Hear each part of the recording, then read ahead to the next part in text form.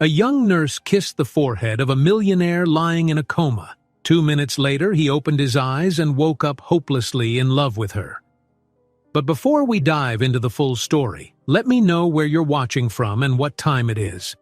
Now, subscribe to the channel, and let's get started. A low, steady beep resonated down the quiet hallway of the Montgomery wing, tucked away in the far corner of the prestigious St. Aurelia Hospital. Most of the rooms were dimly lit. The hush of midnight rounds had passed, leaving only the occasional footsteps of nurses checking vitals.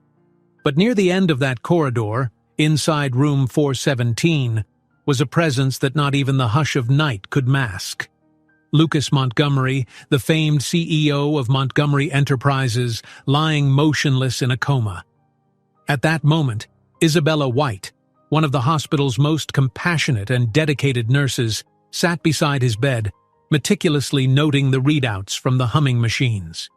Outside, the moon bathed the courtyard in a silver glow, a scene of serenity that contrasted sharply with the tension swirling around the man in the bed. Lucas Montgomery wasn't just another patient. He was a millionaire, heir to a long line of wealthy industrialists, and the victim of a mysterious yacht accident that had left him teetering between life and death.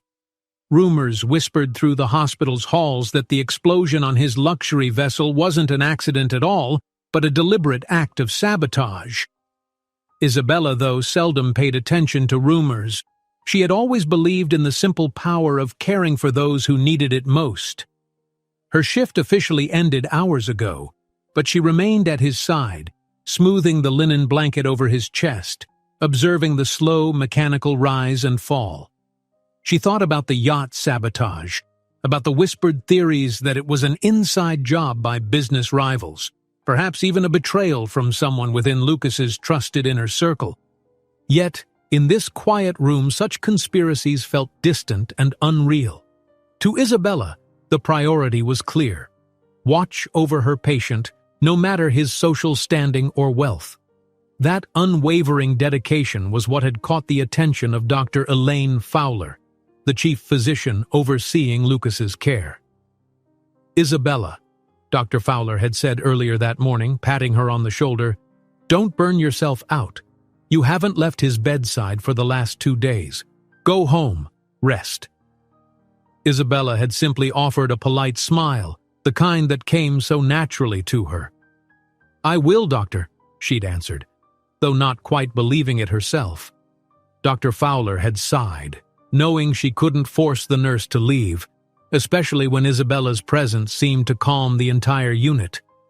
Now, as midnight drifted into the early hours, Isabella felt something shift in the hospital's atmosphere. Lucas's monitors beeped in a steady rhythm, but the air around them felt charged with a significance she couldn't name. She leaned forward, adjusting the drip of medication that kept infection at bay and ensured his sedation level remained stable. Yet behind those closed eyes and that silent exterior, she sensed a flicker of life, a stubborn refusal to surrender. Outside the large window that overlooked the garden, a single star shone brighter than the rest, piercing the blackness of the sky. Isabella found her gaze drawn to it. She recalled as a child making secret wishes on the brightest star she could find. Wishes for her mother's illness to disappear, for her father's debts to vanish.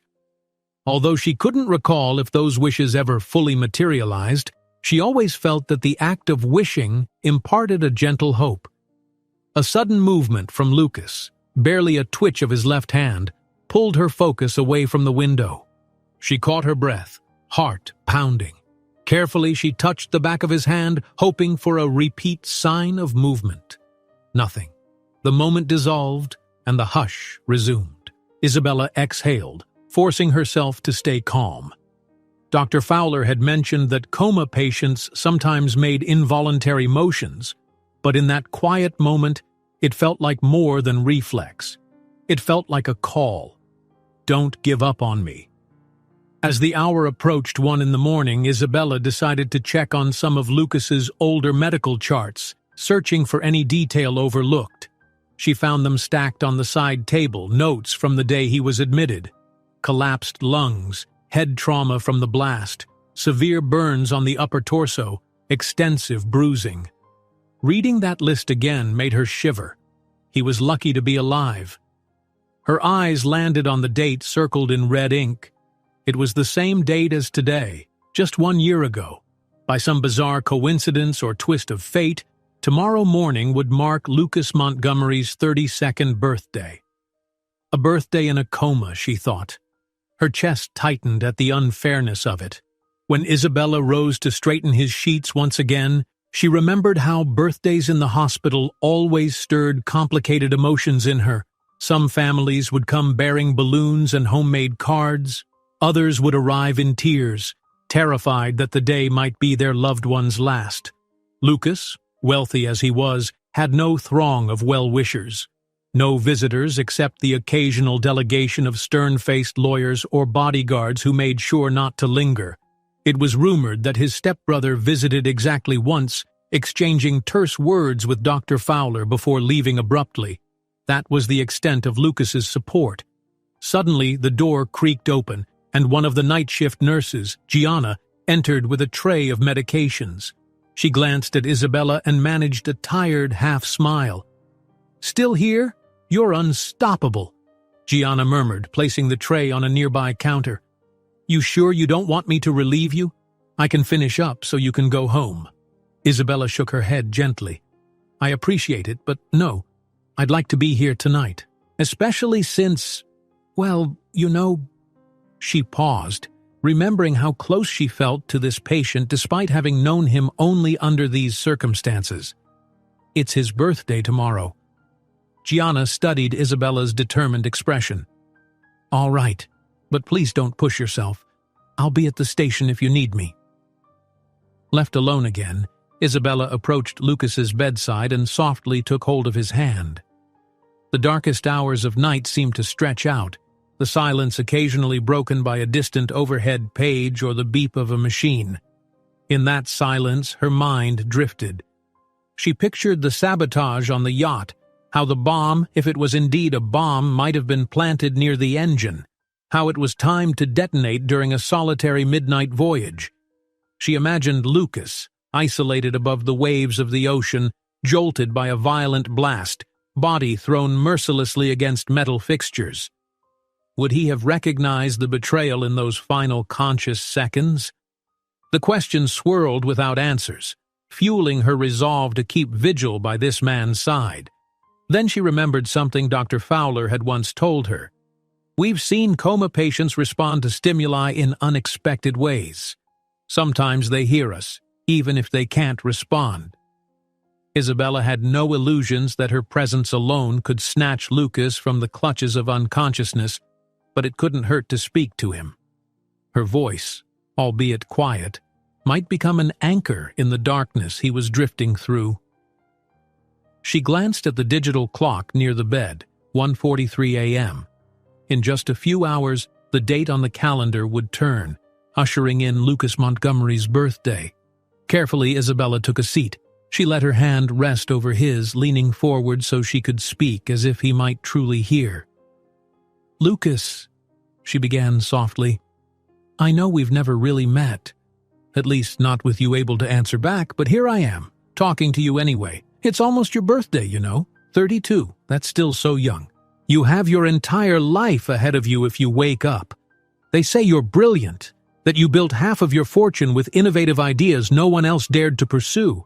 I wish you could open your eyes just for a moment to see what people have been doing on your behalf, and to see there are still some of us who want you to live." Her voice sounded fragile in her own ears. She wasn't sure if she was crossing a line by opening her heart to a man who might never hear her. But the thought of him dying without ever hearing kindness or sincerity in the aftermath of betrayal weighed on her. For the next hour, as the clock inched toward 3 in the morning, Isabella spoke intermittently about small details, how the hospital's coffee was awful, how she once read in a tabloid that Lucas Montgomery loved sailing from a young age, how she believed that people deserved second chances, no matter their mistakes. When at last the digital clock glowed 3 a.m., Isabella felt an inexplicable wave of emotion. The hush in the room seemed to deepen, almost as though time were pausing to allow her a moment. She leaned close.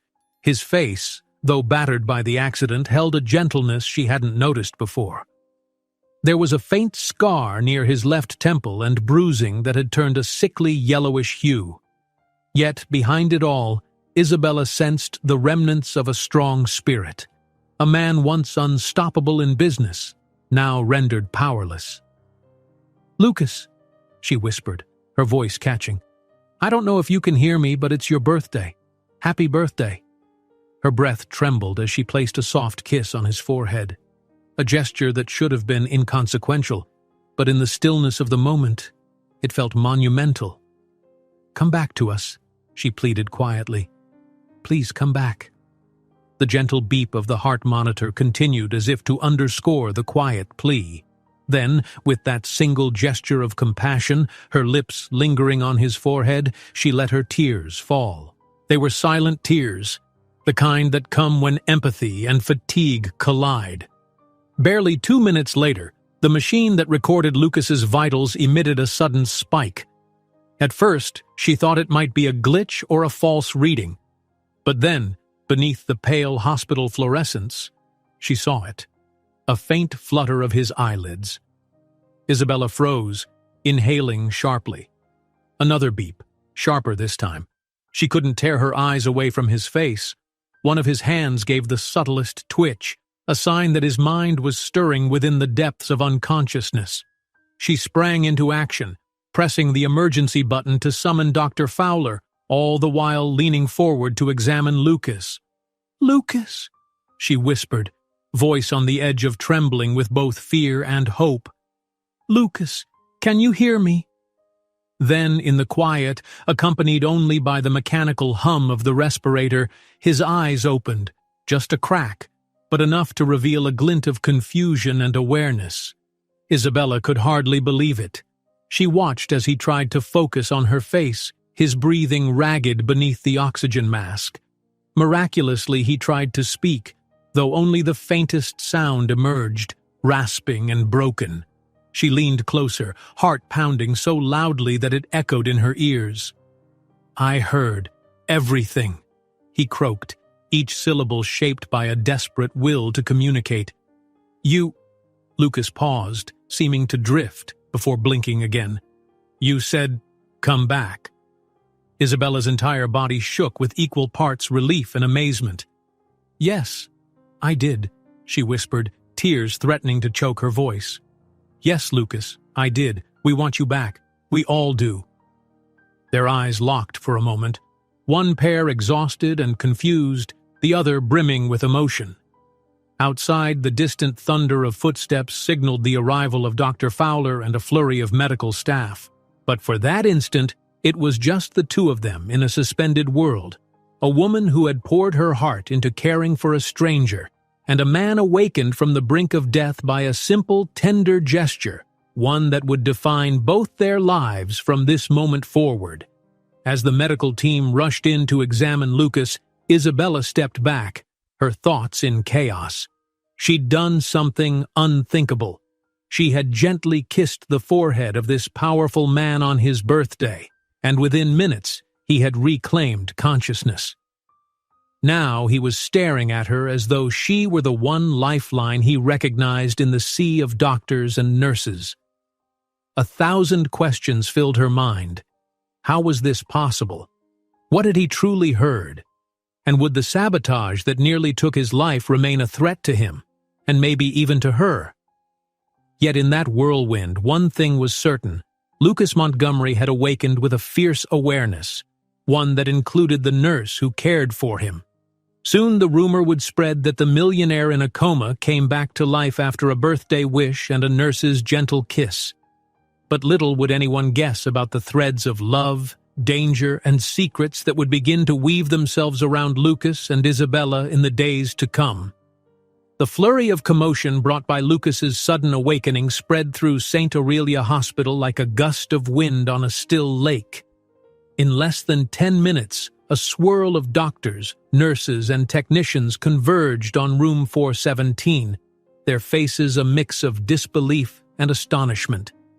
Alarms on the machinery kept chiming with readings that, for the first time in weeks, indicated active and responsive brain activity.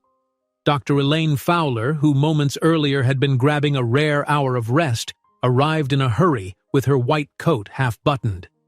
She hastily glanced at the monitors, verifying Lucas's vital signs with a sharp eye born from years of medical experience. Everything confirmed the unthinkable. Lucas Montgomery, the comatose heir left for dead after the yacht explosion, was returning to consciousness. In the corner, Isabella pressed herself against the wall, giving the medical team space to do their work. She was still grappling with the realization that her small gesture, her whispered words and gentle kiss, had somehow coincided with this miracle. The hush of the early morning had transformed into a labored excitement, yet in her own mind, everything felt almost suspended, as if time had slowed down around them. A short distance from the foot of the bed, Gianna stood with her hands clasped. She caught Isabella's gaze, both of them exchanging stunned smiles. Gianna mouthed a silent phrase, "You did it," although Isabella merely shook her head in modest denial. She had no illusions that her presence alone had revived Lucas. Medically speaking, there were countless factors at play.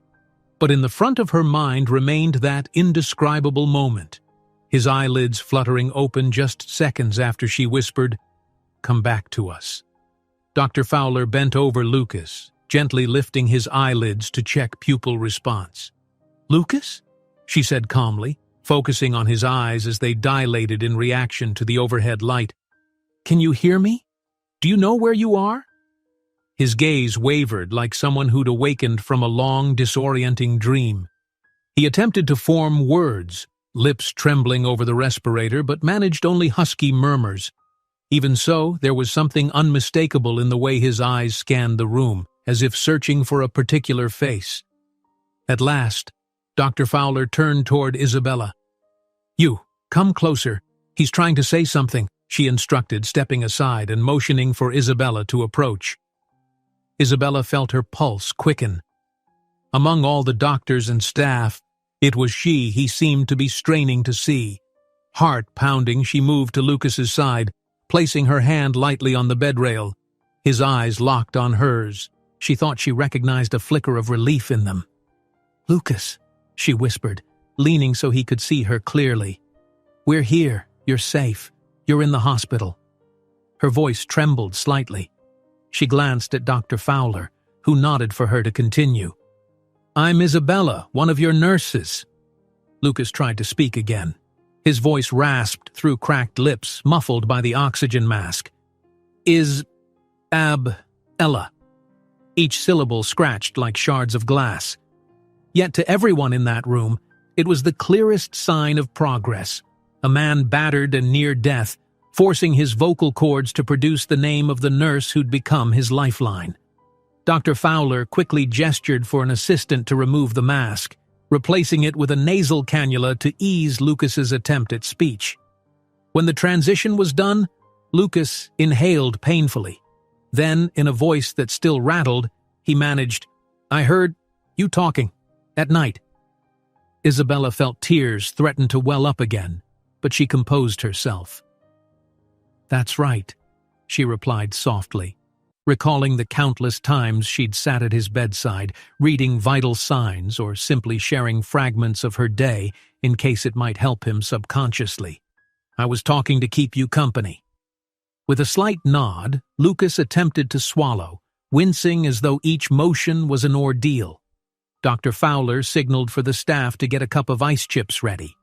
Isabella carefully took a small spoonful of the crushed ice and helped him ingest it, the cold relief easing his parched throat. The entire medical team watched in something akin to reverence. Yet amid this emotional scene, Isabella sensed undercurrents of urgency. His awakening, miraculous or not, was going to trigger questions. A wealthy businessman doesn't simply fall victim to a boat explosion without stirring a hornet's nest of speculation, conspiracies, and suspicion. Inside her chest, an unspoken worry began to bloom. If someone had tried to kill him once, what would they do now that he was awake? Dr. Fowler, bright-eyed with cautious optimism, laid a gentle hand on Lucas's shoulder. "You're still very weak," she explained, speaking in a measured tone. "We need to run more tests, check for possible complications from the coma. But this is wonderful news. You're doing incredibly well considering everything your body has endured." Lucas nodded, though his gaze never left Isabella. It was as if he needed her presence, her calm, steady voice, to anchor him. Meanwhile, Gianna and a few other nurses stepped out to ensure that no more than 2 staff members hovered at once. The beep of monitors and the occasional hush of staff in the corridor stood as reminders that this hospital had other patients, other crises, but for now, Room 417 was the epicenter of an unfolding medical marvel. Finally, Dr. Fowler turned to Isabella. "He might respond best to you if he needs something," she said in a quiet undertone. "Stay close, at least for the next hour or so. Then we'll move him for imaging, perhaps a brain scan, to see how extensive any injury might be." Then, facing Lucas once more, she gently added, "I'll be back soon." He gave the faintest nod of acknowledgement. Dr. Fowler departed with half the medical team, leaving behind only a pair of technicians who started prepping equipment for a quick scan of his reflexes and muscle response. Isabella watched from Lucas's side, offering the occasional word of reassurance whenever she saw him flinch or draw a sharp breath. An hour slid by in a surreal haze. The technicians tested Lucas's motor responses, shining lights in his eyes, asking him to move a finger, then a foot, then to try speaking in short phrases. He could comply with some instructions and struggled with others, but the results were better than any staff member had dared to hope. Eventually, they concluded their immediate tests. The moment the last technician left, Isabella found herself alone with Lucas again. The overhead light felt harsh, so she switched it off in favor of a softer lamp in the corner. That warm glow turned the hospital room into something resembling a private refuge. Isabella studied Lucas, noticing details she'd overlooked before. The way his hair, dark and slightly wavy, framed a forehead marred by a faint scar. The color of his eyes, icy blue, though now clouded with fatigue.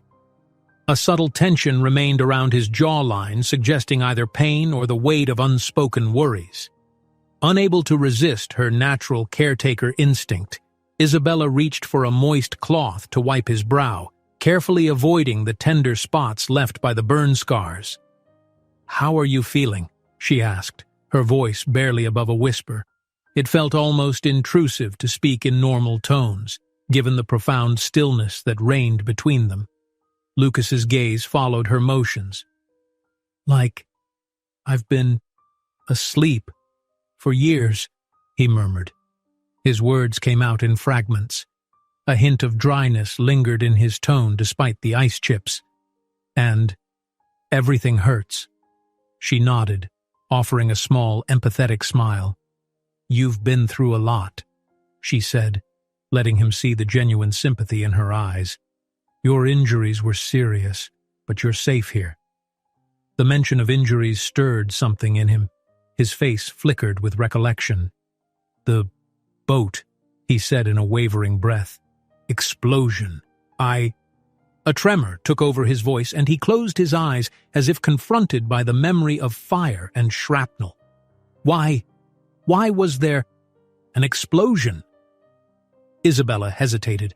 She didn't know how much or how little he already remembered, nor how much she was supposed to reveal. Most staff members suspected sabotage, but the details had never been openly confirmed. "We're not fully sure," she replied gently, trying to keep her voice steady. "The authorities have been investigating. I've heard talk that it wasn't an accident." Lucas's brow furrowed. He opened his eyes once more, a hardened resolve flickering in them. "Someone did this," he whispered. Even in his current weakened state, that statement vibrated with certainty. Though she wanted to reassure him, Isabella realized she could only confirm the possibility. People suspect it, yes. For a moment she thought about how alone he'd been during the coma. Few visitors, mostly lawyers or bodyguards. Why had none of them stayed by his bedside the way she had? She decided to voice a question that had been nagging at her. "Lucas, do you have anyone you'd like me to call? Family or friends who might be able to come see you?" At the mention of family, a flash of bitterness passed over his expression. "My stepbrother," he managed, the name almost spat out. "Emmett. He visited once?" Isabella nodded. "Yes, briefly. He came with a couple of men in suits but left soon after speaking with Dr. Fowler." Lucas exhaled in a way that was half chuckle, half scoff. "That's Emmett," he said, eyes casting downward. "And my father is gone. No other siblings, friends, can't trust them." He swallowed, the dryness in his throat still affecting his speech. "It's complicated. They might be involved, or maybe not. I don't know who to trust." The weight in his words was undeniable.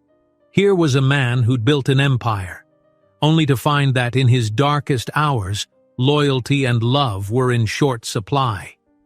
Isabella felt an ache of empathy. "We'll figure it out," she said, the phrase sounding perhaps more optimistic than certain. "For now, focus on recovering." Their eyes met, a moment of silent accord where no more words were needed. She recognized that his situation demanded more than just medical healing. Emotional scars from betrayal, from not knowing who had tried to kill him, might run deeper than the burns on his body. The beep of the heart monitor drew her attention, reminding her to record the updated vitals. Carefully, she moved to the console, logging his stable improvements. She typed in notes for Dr. Fowler. Lucas awakened spontaneously at 3:02 a.m., responding to verbal cues, partial motor function restored, pain management plan to be adjusted. Through the reflection of the console's screen, she saw him watching her, an intensity in his gaze that made her heart flutter. After finishing her notes, she turned back.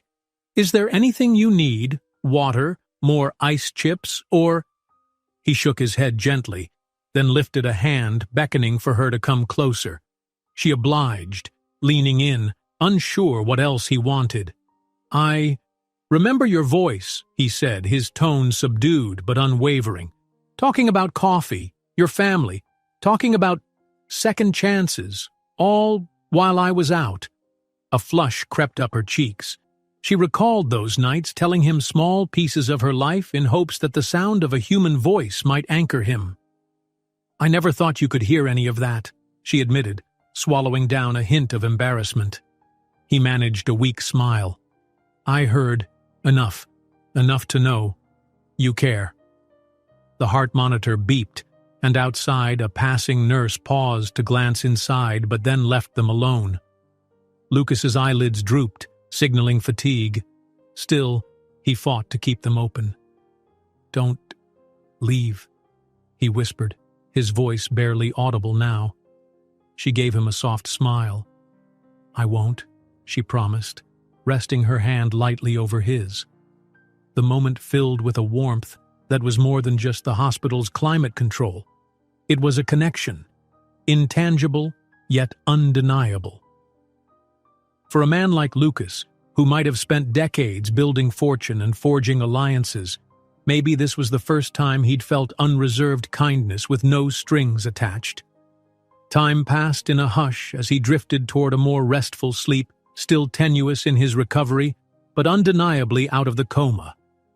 Isabella carefully changed the dressing on a small wound near his collarbone, her touch practiced and precise. Each bandage revealed the extent of past injuries, the faint bruises marking his torso, the pinkish scars starting to fade. Yet beneath these wounds, she sensed a spirit that refused to be extinguished. At last, with a final dab of antiseptic, she stepped back, drawing the privacy curtain so he could rest. Before she left, she lingered a moment, absorbing the sight of him. Alive, conscious, and so different from the silent figure she'd known for weeks. She wondered briefly, had her kiss truly been the trigger, or was it destiny that had decided, at that precise moment, to return him to the world of the living. Slipping into the corridor, she let the soft hush of the hospital greet her. The overhead lights hummed, and a distant floor cleaner whirred. At the nurse's station, Gianna looked up, arching her eyebrows in silent inquiry. Isabella gave a thumbs up, the best answer she could muster. Soon she knew Dr. Fowler would have to schedule deeper neurological exams, maybe consult with an investigative team about the nature of his injuries. But for now, as the dull gray light of morning began to seep through the windows, Lucas Montgomery was resting safely, and the rumor was already circulating among staff that the nurse's gentle birthday kiss had awakened him. While Isabella jotted down final notes for the shift, her thoughts kept drifting back to Lucas. She recalled the quiet intensity in his eyes, the flicker of pain when he mentioned his family, the vulnerability in his request, "Don't leave." That vulnerability was starkly at odds with the powerful persona he'd likely displayed before the accident. Did this near-death experience change him? Or would he, in time, revert to the cutthroat businessman the tabloids had described? She pressed her lips together, feeling the flutter of uncertainty. She didn't know what the future held, for him or for herself, but one thing was undeniable. Fate had bound their lives in a moment of midnight tenderness, a catalyst that had led Lucas Montgomery to open his eyes, and somehow she couldn't help but sense that her own life would never be the same again. Bright beams of early morning sunlight stretched across the polished floor of St. Aurelia Hospital's main corridor, bathing everything in a gentle warmth. Yet inside Lucas Montgomery's room, the buzz of fluorescent lights and the hush of cautious optimism overshadowed any sense of normality. Over the previous few hours, medical staff had paraded in and out, conducting a flurry of tests to confirm the extent of Lucas's miraculous awakening. X-rays, CT scans, neurological checks, every department wanted a piece of this extraordinary case. Amid the churn of doctors and nurses, Isabella caught moments with Lucas, offering cups of water or spoonfuls of ice chips to soothe his painfully raw throat. Each time she approached, his gaze seemed to spark with recognition, as if drawing reassurance from her presence. And each time, she felt a subtle jolt of warmth, remembering the unspoken bond formed in those silent nights when she'd talked to him, prayed for him, and ultimately shared that fateful kiss on his birthday. Now, well into the morning, Dr. Fowler completed her latest examination, carefully removing her stethoscope from Lucas's chest. "Breathing is stable, blood pressure normal for someone in his condition," she noted to the resident at her side. "He's coherent enough to answer basic questions, though let's keep the sedation mild to manage pain." Turning to Lucas, she spoke in a kind but firm tone. "I'm sure you're exhausted. We won't push you too hard today, but we do need to monitor you closely. If you continue improving, we can discuss next steps." Lucas, lying against raised pillows, nodded with a small exhale. His skin appeared pallid from weeks of inactivity, and the angles of his face were sharper than before the accident, but something in his eyes radiated alertness. "Thank you," he rasped, swallowing with an audible wince. He seemed eager for more than just a clinical approach. "When can I find out who did this to me?" He spoke slowly, fighting through the dryness. Dr. Fowler took a step back, expression gentle. "That's more of a matter for the authorities, Lucas. You'll have to speak to them, or your family, or your attorneys, whoever is handling your affairs. Our job is getting you on your feet again." Lucas responded with a mute nod, though frustration flickered beneath his calm veneer. Isabella, standing near the foot of the bed, recognized that look. Anger at the unknown enemy lurking in the background. She felt a pang of sympathy, but she kept her professional composure. She gave him a reassuring smile, and he responded with a subtle lift of his eyebrows. Once Dr. Fowler stepped out, Isabella approached with fresh bandages in hand. "We'll change your dressings," she said softly. "Then you can rest." It was a mundane task, But the significance of him being awake to feel the discomfort versus unconscious and unaware wasn't lost on either of them. She began removing the old gauze from a patch on his left shoulder, revealing the half-healed burns. Lucas inhaled sharply at the sting of fresh air on the wound. "Sorry," she said, voice tinged with concern. "I'll be as gentle as I can." He managed a faint nod. "I can handle it." But despite his bravado, his eyes squeezed shut when she dabbed antiseptic on the reddened skin. His exhales came in ragged bursts. Isabella slowed her touch, pressing lightly to avoid aggravating the healing areas. She worked efficiently, tucking away used dressings and applying fresh, sterile gauze. Once she finished, she noticed him blinking away a few tears. Whether from pain or frustration, she couldn't be sure. Perhaps both. Seeing his vulnerability made her chest tighten. "You're doing really well," she offered, placing a hand lightly on his forearm before drawing back. "For a man who's just come out of a coma, you're handling this better than most." He opened his eyes, scanning her face. "Better than... thanks to you," he managed. "You stayed." Isabella felt a flush creep into her cheeks but kept her expression measured. "I'm your nurse," she said gently. "It's my job to stay." Inwardly, though, she knew it wasn't just duty that had kept her by his side all those nights. Lucas's gaze held hers a moment longer, as if absorbing unspoken words. Finally, fatigue seemed to weigh on him. He closed his eyes, letting his head settle back against the pillow. Isabella stepped away to give him space. She didn't want to push him into any deep conversation or force him to unravel his anxieties in front of medical staff. One thing was clear. He needed rest, both physically and mentally. By mid-afternoon, a rumor had circulated through the hospital halls. Emmett Montgomery, Lucas's stepbrother, was on his way. A hush seemed to follow that name. Even the seasoned nurses looked up, some with curiosity, others with faint trepidation. Emmett's reputation, though less public than Lucas's, was whispered about among staff. While Lucas was known as a bold investor, Emmett was rumored to be the more shrewd and, some said, ruthless figure behind certain family dealings. Isabella noticed a subtle tension overtaking Lucas after he learned Emmett was coming. Although he said nothing overt, his posture became stiffer, and his request for a mild pain reliever came sooner than usual.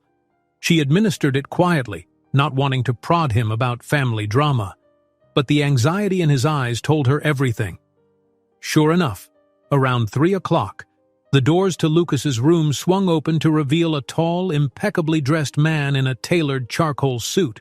Sharp features, dark hair brushed back, and an expression too poised to be comforting. This had to be Emmett Montgomery. Behind him trailed 2 associates, similarly suited, their eyes scanning the space with practiced caution. The air of intimidation was palpable. Lucas, though weak, instinctively pushed himself higher against the pillows, arms trembling from the exertion. Isabella, who had been checking an IV drip, took a half-step back to allow the tension-laden reunion to unfold. Emmett paused at the threshold, one eyebrow arching as he surveyed his brother, alive and alert in the hospital bed. "Lucas?" Emmett spoke in a polished tone that carried both concern and an undercurrent of coldness. "I heard you'd finally come to. You have no idea how relieved we are." The word relieved dripped with something more complex than simple relief. It carried a guarded edge as though concealing other motives. Lucas eyed his stepbrother with open wariness. "Emmett," he greeted, voice still raspy. "I suppose you're here for answers." "I'm here to check on you," Emmett corrected, stepping closer. He looked at Isabella with a superficial smile, as if to acknowledge her presence. Then he returned his attention to Lucas. "You gave us quite a scare." Lucas stared, unblinking. "Yes, well, seems it takes more than a yacht explosion to finish me off," he said, a faint sarcasm lacing his tone. Although the words came slowly, they carried a sting. Isabella realized this might be the first confrontation between them since Lucas regained consciousness, and possibly the first chance for Lucas to glean whether Emmett could be part of the sabotage.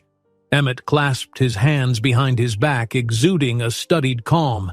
"Indeed, we're all grateful you pulled through. The lawyers want to ensure your affairs remain stable during your recovery. There's a board meeting soon. Montgomery Enterprises can't pause, even if its CEO is indisposed. We'd like your input if you're up to it." His voice was honeyed, but Isabella sensed a thinly veiled impatience. Lucas's jaw tightened. "I'll need time. I'm not heading to any board meeting like this." He glanced at the IV lines, the bandages on his torso. "You can handle it, for now."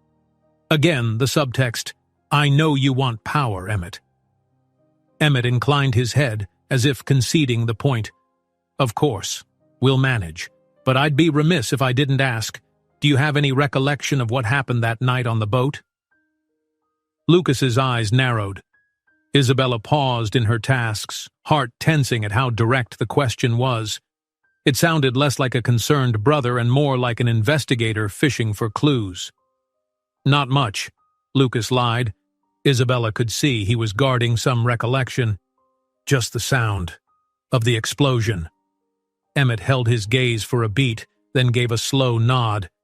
"When you're more rested, you might remember details. Let's hope you do. The authorities have been poking around, but there's little evidence. If you recall anything important, let me know. The underlying meaning, if you remember who tried to kill you, you'd better tell me first." Silence settled, broken only by the steady beep of monitors. Emmett cleared his throat and redirected his stance, attempting a more affable demeanor. "Your doctors say you're improving rapidly. That's good. I'm sure with rest and therapy, you'll be back to form in no time." He feigned a warm smile that didn't reach his eyes. "I'll let you recover. But please, call me if you need anything." Lucas didn't respond with thanks. He simply blinked, the only visible concession to the man's departure. Emmett turned to go, and his associates trailed behind him. Before stepping out, he cast a last glance at Isabella, offering a polished but inscrutable nod. She inclined her head politely, feelings unsettled by the undercurrent of threat in his presence. When the door closed, the tension in the room dissipated, replaced by the rhythmic hum of the hospital environment. Lucas let out a long exhale. Isabella approached, adjusting the bed angle so he could lie back more comfortably. "Are you okay?" He managed a sarcastic chuckle. That was typical Emmett, pretending concern while measuring me for a coffin. The bitterness in his voice was stark, a sign that the brotherly bond was far from affectionate. Isabella pressed her lips together, uncertain if she should delve into family dynamics. "You need to keep your strength," she finally said, "so if his visits tire you, we can regulate them." Lucas gave a minuscule nod. That's probably wise. His breathing seemed steadier now, though speaking was still an effort. He glanced around as if ensuring no one else was eavesdropping. "Thank you for letting me handle him." She offered a calm smile. "Of course, just be cautious. I'm not sure how safe you are." The moment she said it, her own words surprised her. Typically, she wouldn't become so personally invested in a patient's affairs. Yet everything about Lucas's situation felt extraordinary. Lucas met her gaze, a flicker of relief crossing his features. "I appreciate that. I trust you." Those 3 words, quiet, unadorned, set off a small quake in Isabella's chest. Trust was a powerful commodity in a world where betrayal lurked in the shadows, especially among the wealthy. She inhaled softly. "Try to rest. I'll check in on you soon." Then she turned to leave, heading to the hallway to fill out updated notes on his record. The tension from the confrontation with Emmett still lingered, but Isabella also felt a surge of protective instinct rising inside her. Outside in the corridor, she found Gianna, who had just finished delivering medication to another patient. "So that was the infamous Emmett, huh?" Gianna muttered, glancing back at Lucas's door with a wary expression. Isabella nodded, letting out a breath. "He's intense.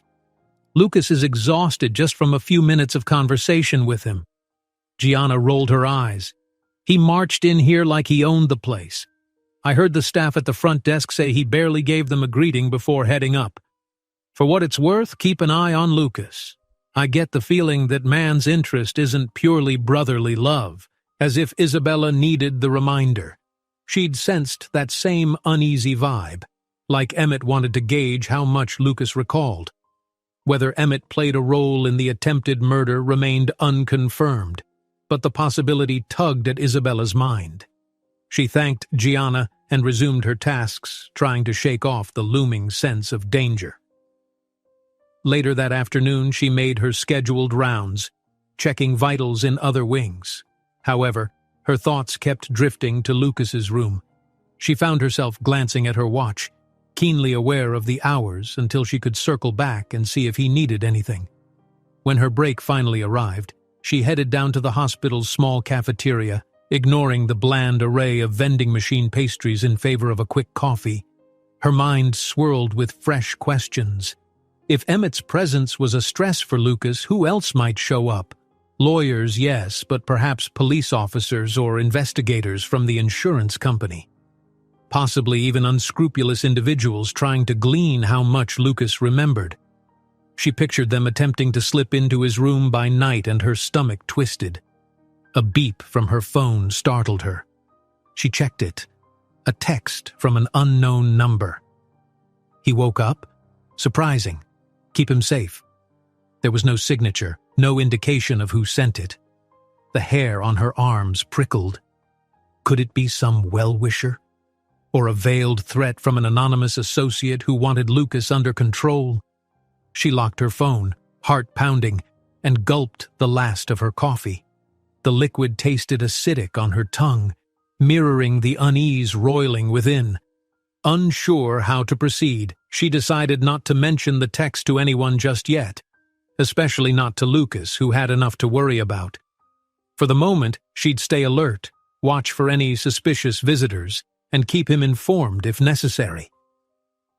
Making her way back upstairs, she passed by Dr. Fowler, who was conferring with a neurology specialist about Lucas's test results. She overheard a snippet. Significant improvement in cortical activity. Minimal memory gaps.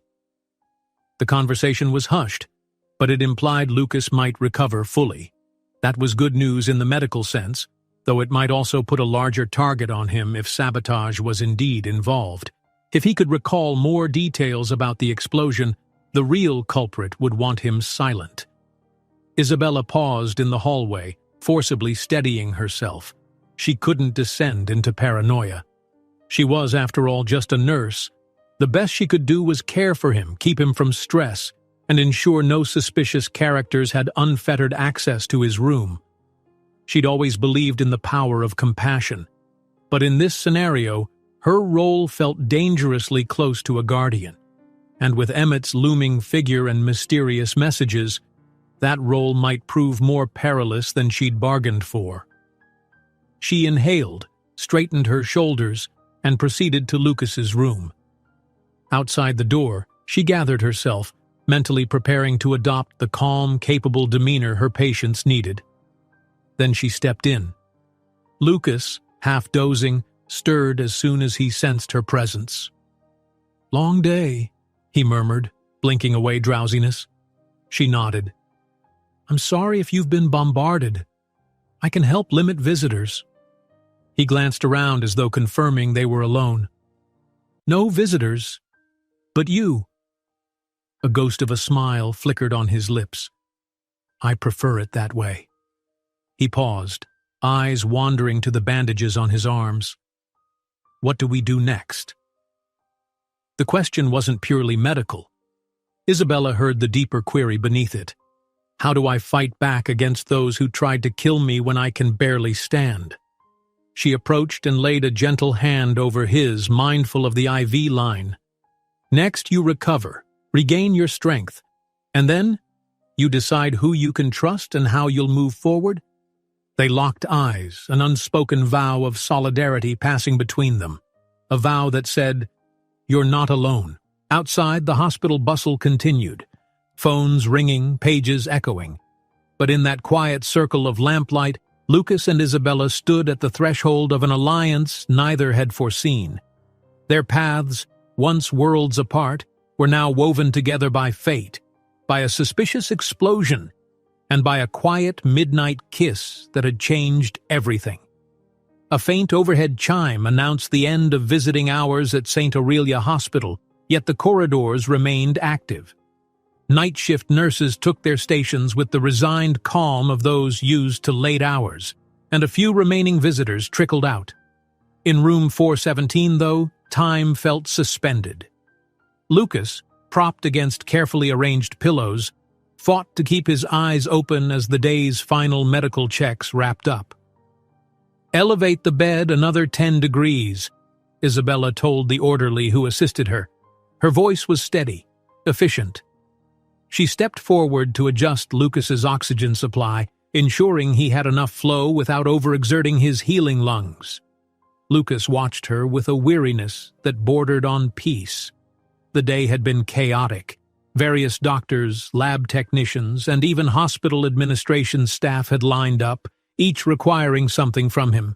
A blood sample here, a recheck of neurological reflexes there, new signatures for hospital forms, and all of it felt rushed. An undercurrent of anticipation thrummed through every visitor, as if the story of the millionaire who woke from a coma demanded swift developments.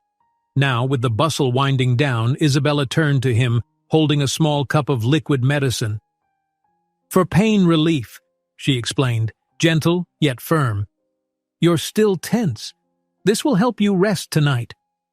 Lucas swallowed, recalling the ache that radiated from his burn wounds and the throbbing soreness in his muscles.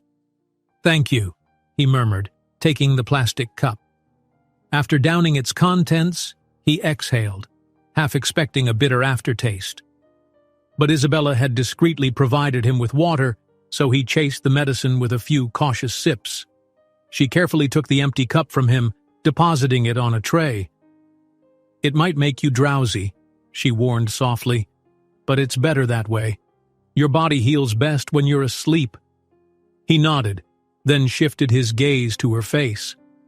In the softened glow of the bedside lamp, she looked composed, her features reflecting genuine concern rather than the polished distance he often encountered in corporate or high society circles. "Will you stay?" he asked, surprising himself with the directness. Her expression flickered with something he couldn't quite name. "I'm on duty a while longer, and Dr. Fowler asked me to keep a close eye on you," she answered, then a small, almost shy smile. "Don't worry, I'll be around." His body relaxed a fraction. Though he was far from comfortable, his wounds were far too fresh for that. There was a measure of relief in knowing she would remain near. "Good," he breathed, the single word carrying a subtle undertone. "I need you here." Not long after, while Lucas dozed lightly, Isabella stepped into the hall, her shift clock ticking. She had to confirm patient notes, check the distribution of evening medications, and liaise with Gianna about the upcoming handoffs. As she strode to the nurse's station, the overhead lights cast a mellow glow across the polished floors. Most of the day staff had gone, leaving behind a skeleton crew. Behind the station's high counter, Gianna was hunched over a stack of charts marking updates. When she spotted Isabella, she lifted a hand in greeting. "You're still with Lucas, right?" she asked in a hushed tone. "Yes," Isabella replied, leaning in. "I'm just updating his chart before checking on the others." Gianna angled her head thoughtfully. "And how is he, really?" Isabella took a moment to think. "Healing, but still so uncertain. I can see it in his eyes. He's waiting for something. Answers, closure. It's like he can't fully exhale until he knows he's safe." Her voice softened. "And I'm worried about his mental state too, not just physical." Gianna offered a sad half-smile, tapping her pen against the counter. Anyone would be distraught, waking up to realize they were nearly murdered. Just keep doing what you do. You have a knack for calming people. Isabella nodded, but a knot tightened in her stomach. The text message she'd received that day. He woke up. Surprising. Keep him safe. Still hovered at the back of her mind. It wasn't exactly threatening, but it wasn't comforting either. She hadn't mentioned it to anyone yet, and it weighed on her conscience like a secret she wasn't sure how to handle. Suddenly, another nurse approached with a phone handset. "Isabella, a call for you on line 2, she said, handing it over. "They asked for you specifically." Isabella exchanged a puzzled glance with Gianna. Taking the handset, she pressed it to her ear. "This is Nurse White," she said quietly. There was a brief silence on the other end, punctuated by soft static. Then a male voice spoke, low and cautious. "You're the nurse caring for Lucas Montgomery, correct?" Her pulse quickened. "I am," she answered, glancing at Gianna, who mouthed silently, "Who is it?" Isabella shook her head, indicating she didn't know. "Listen carefully," the man continued, voice hushed, as if he might be looking over his shoulder. "Lucas is in danger. He's not safe at that hospital. There are people who will want to ensure he doesn't talk." Isabella's grip tightened on the phone. "Who is this? Are you with the police, or—" "I can't give my name," he interjected. "But you need to believe me. His brother's involvement is only part of a bigger scheme. If you want to keep Lucas alive, watch everyone who visits, especially those who come under the guise of lawyers or company reps." Her nerves spiked. "Are you saying Emmett or his associates might try to—" The man cut her off, his urgency palpable. "Just trust no one, not even official-sounding people. They're all pawns in something larger. Get the police involved if you must, but don't let your guard down. This is the second time they've tried to finish him off." "Second time?" Isabella echoed, startled. Before she could probe further, the line clicked dead, leaving only the faint hum of an ended call. Isabella stared at the handset, breathing shallow, mind racing. Gianna leaned over, eyes wide. "Who was that?" Isabella shook her head slowly, returning the handset to its cradle. "He didn't say, but it seems like Lucas's accident might not have been the only attempt on his life." Her voice came out unsteady. "He warned me to be careful with who sees him." Gianna's brow furrowed, genuine concern etching her features. "Isabella, this is dangerous. You should report that call to Dr. Fowler or security." Her thoughts reeled. Moments earlier, she'd been troubled about a cryptic text. Now this phone call. Another anonymous warning. "I will," she promised. "But first I need to talk to Lucas. Let him know." A beat passed, and she added almost to herself, "And figure out if the police are already on this." Gianna nodded, giving her arm a supportive squeeze. "Be careful, okay?" Isabella paced outside Lucas's door, steadying her nerves. She considered waking him immediately to share the news. He was dozing, likely still feeling the effects of the pain medication, but the anonymous caller's message echoed in her mind. Trust no one. She swallowed hard, unsettled by the notion that even hospital staff could be compromised. Finally, she entered quietly. The room was dim, illuminated by the soft glow of an overhead fixture kept on its lowest setting. Lucas's eyes were closed, his breathing shallow but even. She hesitated by his bedside. Telling him now, in his weakened state, might intensify his fears. Yet hiding it also felt wrong. If he was in real danger, he deserved to know. After all, this was his life on the line. Gathering her resolve, she gently set a hand on his forearm. "Lucas," she whispered, "I need to speak with you." Her voice, though soft, carried a seriousness that pricked the edges of his consciousness. He stirred, eyelids fluttering open, focusing on her with some effort. "Is everything all right?" he asked, trying to shift upright. She offered a hand to help him adjust his pillow. "I'm sorry to wake you, but there was a phone call. Someone warning me you're not safe here. They claim there's a second attempt in the works. That your accident might not have been the only attempt on your life." The statement hung in the still air. Lucas's lips parted, alarm blossoming behind his eyes. Who called?" Isabella shook her head. "An anonymous man. He wouldn't identify himself, but he sounded sincere, urgent. He mentioned your brother's involvement being just a piece of something bigger." Her throat felt thick as she continued. "He said to watch every visitor, no matter their credentials, that some might come disguised as lawyers or business reps." Lucas inhaled shakily, his posture tensing despite the pain it must have caused. "So, they might try something here? In the hospital?" "It's possible," she admitted. "I was about to notify Dr. Fowler and the hospital security, but I wanted you to know first. You have to be careful with anyone who tries to see you." A moment of silence passed before Lucas's jaw set determinedly. "Don't tell too many people," he murmured, voice straining with the effort. "If the hospital staff has a leak, the wrong person might get alerted that we're on guard." Isabella frowned. "So you want to keep this quiet?" "For now," Lucas insisted, meeting her gaze. "We can't risk exposing our hand to an inside accomplice if there is one."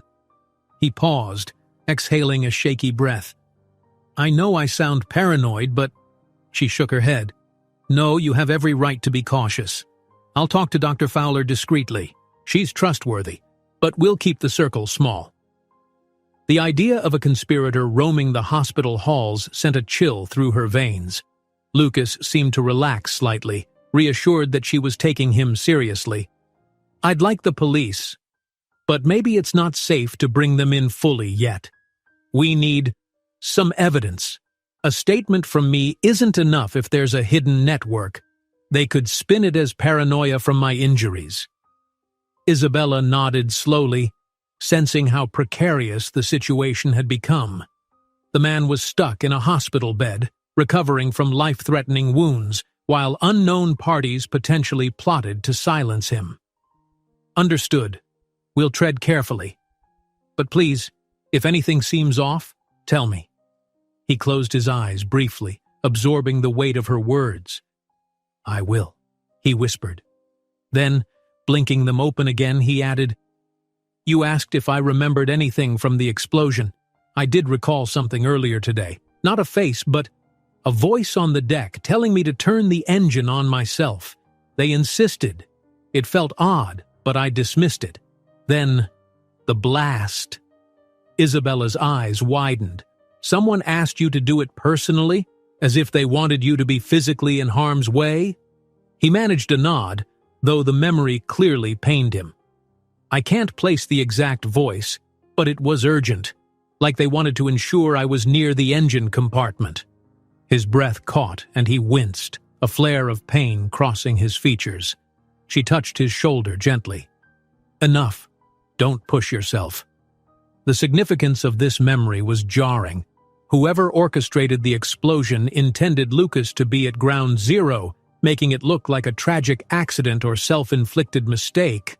She filed that information away, heart pounding at the implications. Outside the window, a shadow passed along the hospital's rooftop, just a routine maintenance worker perhaps. But after that phone call, everything felt like a potential threat. Quietly, Isabella pulled the curtain to reduce any outside visibility. "Try to rest," she told Lucas softly. "I'll be close by. We'll figure this out." Before stepping away, she felt him reach for her hand. Weak though he was, the grip conveyed a silent question. "Will you really stand by me in this fight?" She threaded her fingers carefully around his. "You're not alone," she answered the unspoken plea. "I promise." Shortly after midnight, Isabella and Gianna convened with Dr. Fowler in a small break room. They spoke in low voices, ensuring no one else could overhear. "I received an anonymous call," Isabella began, retelling the details of the warning. Gianna confirmed having heard Isabella's end of the conversation. Dr. Fowler, arms folded, listened intently, brow creased with worry. Anonymous tip-offs aren't uncommon in high-profile cases, she finally said, but we can't dismiss the possibility that it's credible. We know Mr. Montgomery was likely sabotaged. Gianna added, he suggested we not inform too many staff. Possibly there's a leak. That means we should keep his security discreet. Dr. Fowler nodded, deliberating. We do have a private security detail we can hire for high-profile patients, typically arranged through hospital administration. But if Lucas doesn't trust official channels, we could attempt something less overt. Limited staff access, code-locked entry, rotating guard presence. Isabella looked from one to the other. Lucas doesn't want to draw attention, but we need to do something. I can't be the only line of defense. Dr. Fowler's lips pressed into a thin line. All right, let me contact someone I trust on the board. Someone who's aligned with patient safety first. We'll discuss adding a plainclothes security guard to the floor. Just one or two, not an entire team. That way, we'll know exactly who's coming in. Thank you, Isabella breathed, relief threading through her anxiety. He's so vulnerable right now. The doctor's expression softened. I know you're worried, Isabella, and rightfully so.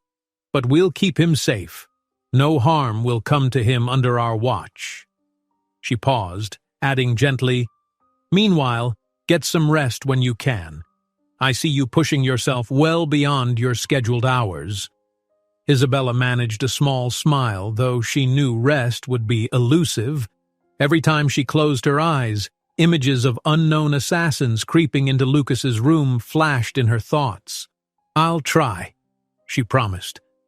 With that, Dr. Fowler left to arrange the new security measures, Gianna returned to finalize some paperwork, and Isabella lingered by the break room window, staring out at the moonlit parking lot. She'd never imagined nursing could lead her into a labyrinth of conspiracies and threats. Yet here she was, entangled in a high-stakes situation that felt more like the plot of a thriller than everyday patient care.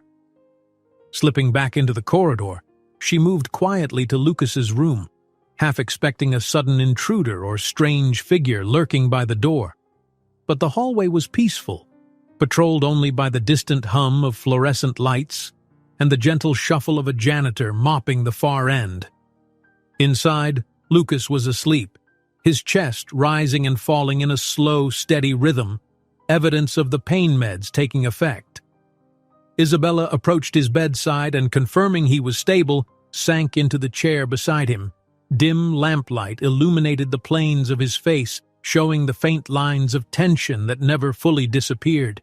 She imagined the nightmares that might plague him, the flashbacks of an explosion and the betrayals lurking in every conversation. "Hang in there," she whispered, more to herself than to him. She reflected on the improbable bond they'd formed. Him, a powerful CEO accused by tabloids of ruthless business tactics, and her, a nurse devoted to the well-being of those under her care. A day or two ago, Lucas had been just another comatose patient she'd refused to give up on. Now he was someone she felt protective of, a man whose life might hinge on who to trust and who to fear. She stayed by his side for some time, listening to the soft beep of machinery.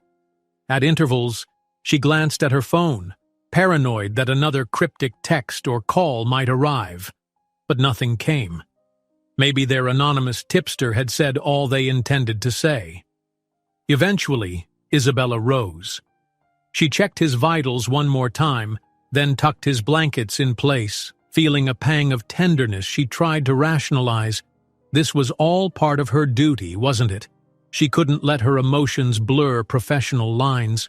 But in the quiet of that dim hospital room, such lines felt undeniably blurred.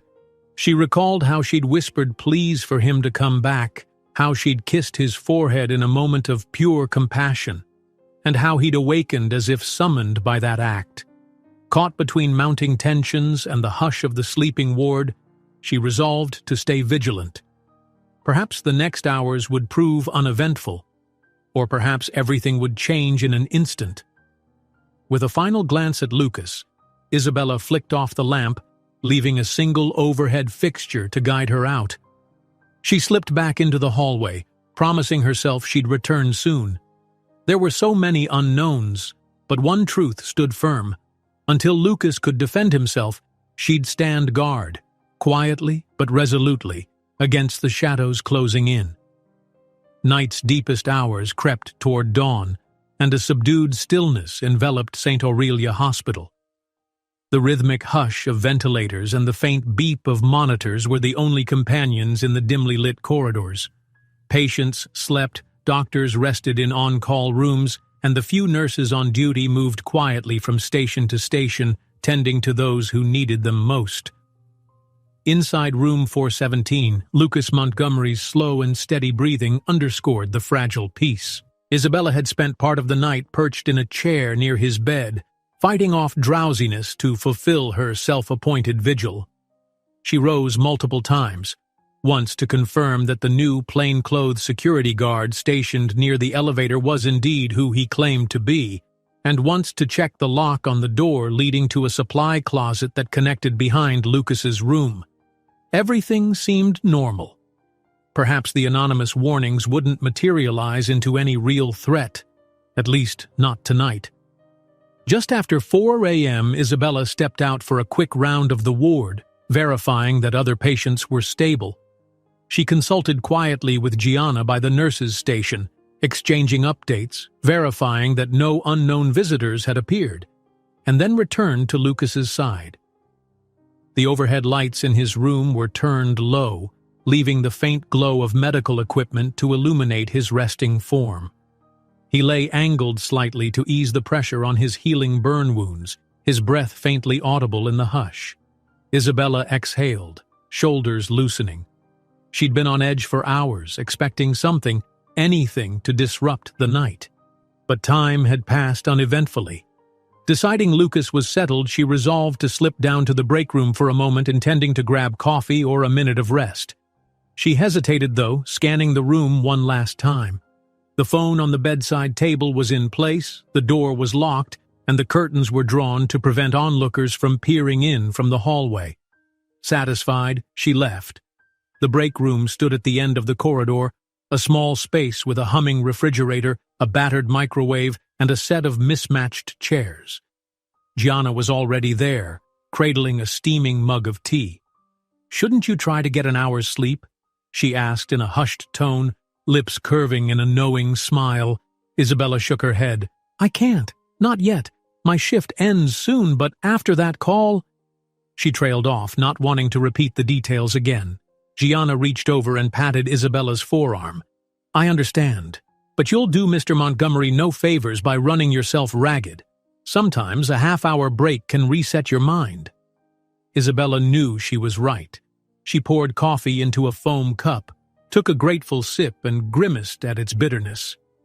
"I'll rest once I'm sure the night's truly quiet," she conceded. She forced a smile, but it fell short of genuine warmth. Gianna studied her friend's face, about to offer more encouragement when the overhead speakers crackled, announcing a code gray on a different floor, likely a security disturbance. Both nurses stiffened, exchanging glances. This code had nothing to do with Lucas's wing, but any mention of heightened security now made Isabella's heart jump. "Probably just a confused patient," Gianna said, trying to sound casual. "No reason to think it's connected to everything else." Isabella nodded, though tension still rippled through her. She took another swallow of coffee, wondering if her worry was quickly turning into hypervigilance. "I'll finish this and head back," she murmured. A few minutes later, after forcing herself to remain in the break room long enough to collect a shred of composure, Isabella set her empty cup aside and walked back toward Lucas's room. On approach, she noticed two things simultaneously. The door was no longer fully closed, it was ajar by a few inches, letting out a strip of dull light, and a man in a hospital gown, possibly another patient, stood partially hidden against the wall near the threshold. Her pulse jumped. Had someone come in unannounced? She picked up her pace, calling, "Sir, are you lost? This area is restricted at night." Her voice carried authority, but inside she braced for a confrontation. The figure turned his head, revealing a gaunt face and messy gray hair. His expression was startled, eyes shifting anxiously. I got confused," he stammered. "I was looking for the restroom." He had the shaky voice of someone who might truly be disoriented. Isabella let out a slow breath, scolding herself for her suspicion, though her guard remained up. She forced a polite smile. "Let me help you get back to your room, okay? The restroom is down the hall." He nodded with relief, allowing her to guide him a few steps away. Glancing over her shoulder, Isabella noted that Lucas's door was indeed ajar. She made a quick decision. "Hold on just a moment," she told the man. "I need to secure this door. Then I'll take you to the restroom." Without waiting for a response, she stepped back to room 417 and peered inside.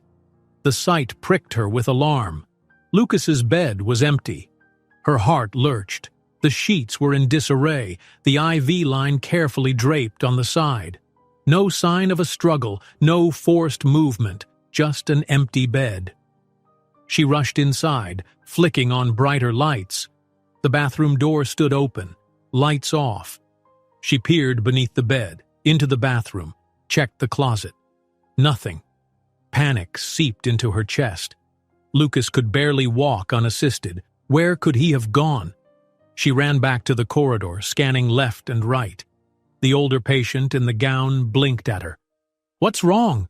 he asked, momentarily forgetting his own confusion. Isabella ignored his question, spotting Dr. Fowler passing at the far end of the hallway.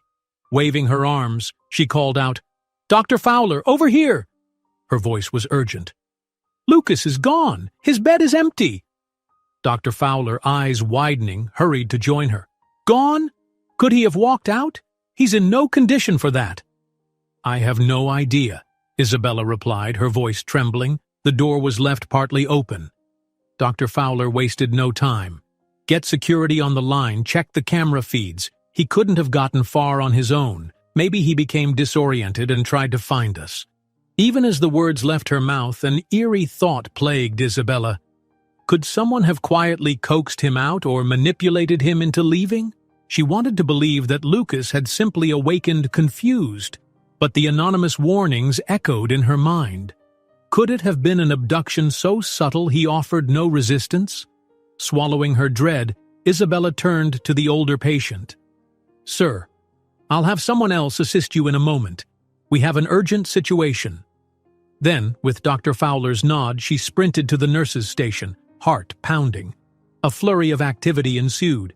Gianna placed calls to security, requesting them to sweep the floor. Dr. Fowler organized staff to check the wards and the stairwells. The plainclothes guard they'd assigned earlier was roused from his post near the elevator, claiming he hadn't seen Lucas emerge. Isabella, pulse pounding, hurried down the hallway, pushing open doors to vacant patient rooms, scanning each. "Lucas!" she called in a hushed, frantic tone. Empty. She reached the end of the wing, turned a corner, and paused at the sight of a supply closet door slightly ajar. Approaching carefully, she inched it open. Inside, the overhead bulb flickered, illuminating rows of linens and medical supplies, but no sign of Lucas. "Come on," she muttered to herself, heart racing. She checked a label that read "Staff Only," stepping inside another small storage area. Nothing. Anxiety churned in her stomach, and the memory of the phone call made her blood run cold. He's not safe at that hospital. They might come for him. She could almost hear his voice in her head. "Don't tell too many people. We can't risk a leak." Had he been lured out by someone wearing a staff badge? She felt an urgent need to call the police, but she also recalled Lucas's fear that the hospital might harbor infiltration. Dread twisted her thoughts, but she pressed on. Suddenly, from around the corner came Gianna's voice. "Isabella, over here! Hurry!" Isabella bolted in that direction, nearly colliding with Gianna in a narrow hallway near the back stairs. Gianna pointed toward a partially open door that led to a rarely used service stairwell. "Someone saw a figure heading in there," Gianna gasped. "Could be him or them." Adrenaline surged. Isabella yanked the door wide, the heavy metal scraping. A stale draft greeted her, and the staircase stretched downward into dimness. "Lucas?" she called, voice echoing. No reply. Gianna glanced behind them. "Security's combing the other floors. Let's be careful." They descended slowly, footsteps echoing on concrete steps, the only light coming from sparse overhead fixtures that hummed with an anemic glow. Everything smelled of disinfectant and dust. Halfway down, Isabella froze, noticing something on a step, a faint smear of blood. Her stomach flipped. She bent to inspect it, fresh, still wet. "Gianna," she whispered, pointing it out. "This might be his, or someone else's. Either way, it's not good." Before Gianna could respond, a muffled noise drifted up the stairwell, like a quiet scuffle or perhaps a cough. Isabella's heart hammered. She lifted a hand, signaling Gianna to remain silent, then continued downward, each step measured. The corridor twisted into a lower level seldom used by regular staff, mostly older wings and mechanical rooms. At the foot of the stairs, the hallway forked left and right. Dim exit signs buzzed overhead. Isabella crouched to see if she could spot footprints or more blood. She caught a faint smear trailing to the left corridor. She signaled Gianna, who looked pale but resolute, and together they followed the trail. Around a corner, they nearly stumbled upon two figures. The first, wearing a dark hoodie hunched over someone else sprawled on the floor. Isabella's heart gave a jolt when she recognized the second figure's face. Lucas, eyes half open, leaning against the wall. The person in the hoodie had one hand braced on Lucas's shoulder, the other gripping him under the arm. They seemed to be guiding or forcing him along. The stranger turned sharply, noticing the nurses. Isabella saw a flash of alarm in their eyes. They hissed, "Stay back!" Yet, in that instant, Lucas managed to jerk his head in Isabella's direction, his expression a mixture of relief and pain. There was blood on his lower lip, perhaps from biting it in distress or from being manhandled. "Lucas!" Isabella cried, ignoring the warning. She stepped forward, adrenaline drowning out fear. "Let him go!" The stranger half lifted Lucas's body as though preparing to move him around a corner. But Lucas, clearly dizzy or drugged, resisted weakly. The movement caused him to stumble, and they both staggered. Isabella took advantage of the moment, lunging forward to grab Lucas's free arm. Gianna, though trembling, advanced alongside Isabella. "We've alerted security," she bluffed, voice rising with authority. "They're on the way right now." A flicker of indecision crossed the stranger's face. Without warning, they released Lucas, who slumped into Isabella's grasp. Then the figure whirled around, sprinting down the corridor. Gianna called out a futile, "Hey!" But the intruder vanished into the shadows, heading toward an emergency exit. A distant clang suggested they'd found a door leading outside. Isabella, arms wrapped around Lucas's torso, lowered him carefully to the ground. He was panting, face drawn. "What? Who?" she managed, barely coherent in her shock. Lucas tried to speak but coughed, groaning at the pain radiating from his healing wounds. His breath came in ragged gasps.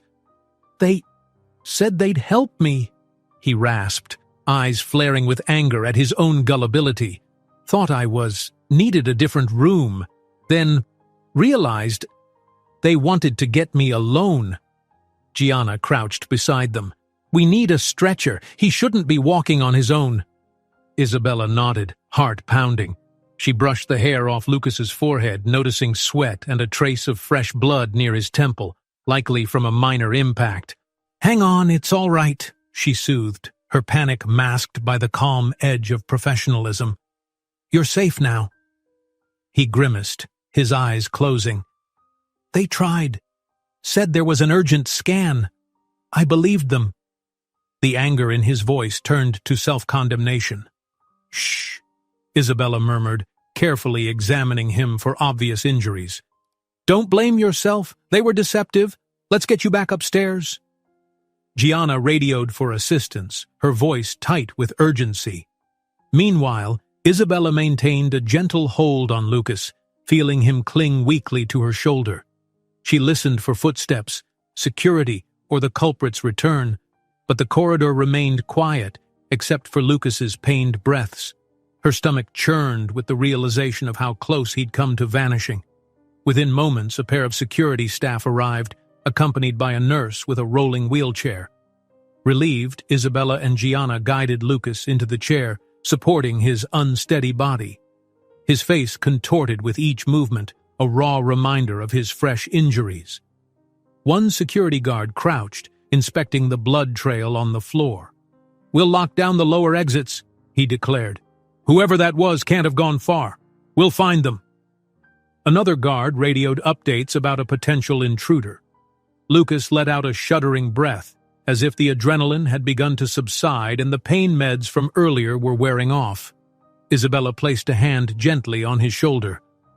"Focus on breathing," she advised, heart still pounding. "We're getting you back to your bed." He nodded mutely, all fight momentarily drained from him. Gianna and Isabella wheeled him carefully through the corridors, the security team fanning out ahead and behind. Staff who noticed them stared with concern, whispering among themselves.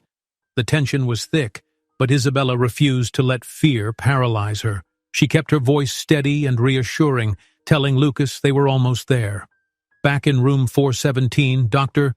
Fowler was waiting, her expression a storm of worry and anger. She helped them transfer Lucas to his bed, then immediately checked his vitals. While Gianna assisted, Isabella quickly explained the minimal details.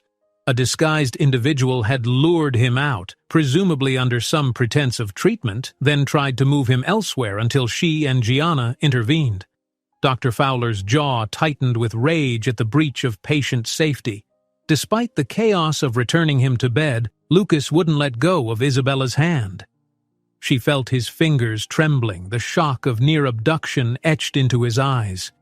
She offered gentle, comforting words, telling him he was safe now, that they'd find the culprit. The reality, though, weighed heavily on them both. This was no random incident. Someone inside the hospital had orchestrated a trap meant to isolate him, maybe to kill him. When at last Dr. Fowler stepped back, declaring that Lucas had no new major injuries aside from a bruised temple and aggravated burns, he sank into his pillow, breathing in shallow gasps. Isabella stood at his side, resolved never to leave him alone again if she could help it. She dabbed a cool cloth on his forehead, trying to alleviate his shaking. "I'm sorry," he whispered, voice husky. "I should have known better." She shook her head. "No, they exploited your condition. You're not to blame." A wave of indignation flared through her, fueling her protective instincts. The phone call warnings had proven disturbingly accurate. Lucas was a target even within these supposedly safe walls. He closed his eyes, a sheen of tears threatening to break free. I can't even trust the hospital staff. How am I supposed to—" Isabella leaned in, speaking softly. "We'll strengthen security. Dr. Fowler is contacting the board. We'll lock your room if we must. No unauthorized personnel. No one gets near you without verification. You survived one attempt. You'll survive the next." His gaze flickered to her, full of gratitude and fear. Then he whispered, "Just don't leave." "I won't," she vowed. And this time she truly meant never to let him out of her sight. As the dawn began to break outside the windows, painting a pale glow over the hospital grounds, the staff bustled around room 417, ensuring every door, visitor's badge, and corridor was under scrutiny. The memory of the hooded stranger, slipping away into the depths of the hospital, lingered in Isabella's mind. This was clearly just the beginning. The saboteur could be part of a larger conspiracy, and Lucas's greatest enemies might still be out there, scheming. Yet, for this fleeting moment, Isabella focused on the steady rise and fall of Lucas's chest, the warmth of his hand in hers, and the fact that he was still alive, still here to fight another day. And in that fragile space between fear and hope, a fierce resolution took hold of her. She would protect him at all costs, even if it meant stepping beyond the boundaries of her nursing duties. Because in ways she couldn't quite express, she believed his life was tied to hers now, their destinies woven together by fate and by a gentle midnight kiss that sparked more than just his consciousness. It sparked a bond neither of them expected, and neither of them would willingly relinquish. The first rays of morning light filtered through the tall windows of St. Aurelia Hospital, lending a deceptively peaceful glow to the aftermath of the night's events. The entire 8th floor buzzed with a new kind of tension. Security officials paced the corridors, staff double-checked ID badges at every turn, and a hush of apprehension seemed to permeate the air. In room 417, Isabella watched over Lucas with an unwavering presence. He was pale and exhausted, drifting in and out of a fitful doze, the shock of his near abduction still weighing heavily on him. Every so often his eyes fluttered open, scanning the room warily, as if expecting another hooded stranger to appear at any moment. Dr. Fowler had returned with a team of more senior hospital administrators, each wearing grave expressions. She'd insisted on a full internal security review and called an emergency meeting at dawn to outline new protocols for Lucas's protection. Now, standing near the foot of Lucas's bed, Dr. Fowler introduced the man she'd brought with her, a lean figure in a plain suit, his official ID marking him as Jacob Ross, a private security consultant retained by the hospital board. "I'm placing Mr. Ross in charge of a specialized detail," Dr. Fowler explained, eyeing Lucas sympathetically. "He'll coordinate with our in-house staff to ensure no unauthorized personnel get anywhere near this room. We'll restrict your visitors to only those on a pre-approved list." Lucas looked up, wincing slightly as he shifted against the pillows. The bruised temple from last night's scuffle still throbbed. "Fine," he murmured, voice gravelly. "I appreciate the caution." Jacob Ross inclined his head. "We'll keep our presence discreet. Our goal isn't to cause undue panic," he said, glancing around the room. "But I do need your cooperation, Mr. Montgomery. If you sense anything suspicious or if someone tries to contact you with instructions that haven't been cleared by Dr. Fowler or Nurse White, let me know immediately." Lucas nodded. Agreed. His gaze flicked to Isabella, who offered a reassuring smile, though her own nerves remained on edge. When Dr. Fowler stepped away to take a call, Ross turned his attention to Isabella. "I understand you and Miss Gianna were the ones who intervened," he said, his tone professional but not unkind. "I'd like to hear every detail of how that intruder managed to lure Mr. Montgomery out of his room." Isabella swallowed, recalling the memory of the hooded figure, the half-lit corridors. "Lucas told me they came to his bedside with a plausible excuse," she explained softly. "Said it was an urgent imaging request. He believed them because he's not fully familiar with hospital procedures. They guided him down the back stairwell, away from the main routes. That's when we found them." Ross took out a small notepad, jotting quick notes. "So no forced violence initially, just a deception. By the time you arrived, it turned physical?" She nodded. "Yes, though Lucas was too weak to resist much. It all happened so quietly that our normal hallway cameras didn't pick it up. They knew the blind spots." Ross's mouth set in a thin line. "So it was well planned. This person must have studied our layout. We'll need to review staff logs, see if anyone new or unaccounted for was on shift." He slid the notepad back into his jacket. "Thank you, Nurse White. We'll be adding cameras where possible and placing a guard just outside this door. Meanwhile, keep a close watch. If you receive more suspicious calls or messages, report it to me or Dr. Fowler immediately." Isabella agreed, feeling a wave of relief that at least now they had a formal security presence. Still, a niggling doubt in her mind wondered if Ross or any official measure could truly stop an inside conspiracy. As the morning wore on, the staff enforced tighter restrictions around Lucas's room. Normally, St. Aurelia allowed families to visit at reasonable hours, but now, the hallway to room 417 was blocked by a temporary partition, and a sign that read, "Authorized personnel only." A uniformed guard, hand-picked by Ross, stood watch, questioning anyone who approached. In between checks on Lucas, Isabella handled her other duties, though her focus was never far from him. She and Gianna alternated patrolling the corridor, scanning for any suspicious faces. The entire wing seemed on high alert, and the hospital's overhead announcements had a sharper edge, as though everyone expected further turmoil. Around mid-morning, the elevator doors at the far end of the hall opened, revealing Emmett Montgomery, flanked by two men in business-casual attire. They carried briefcases and wore the unreadable expressions of corporate fixers. Emmett's gaze landed on the newly placed guard and the roped-off corridor. He approached, tension radiating from his posture. "I'm here to see my brother," Emmett announced in a clipped tone. He glared at the guard, who checked a clipboard. "You should already have me on that pre-approved list," he added, voice dripping with sarcasm. The guard nodded slowly. "Your name is here, yes. But mind that I'll be accompanying you. Only one of your associates may enter with you. The other can wait in the lounge." Emmett's lip curled in faint irritation, but he complied.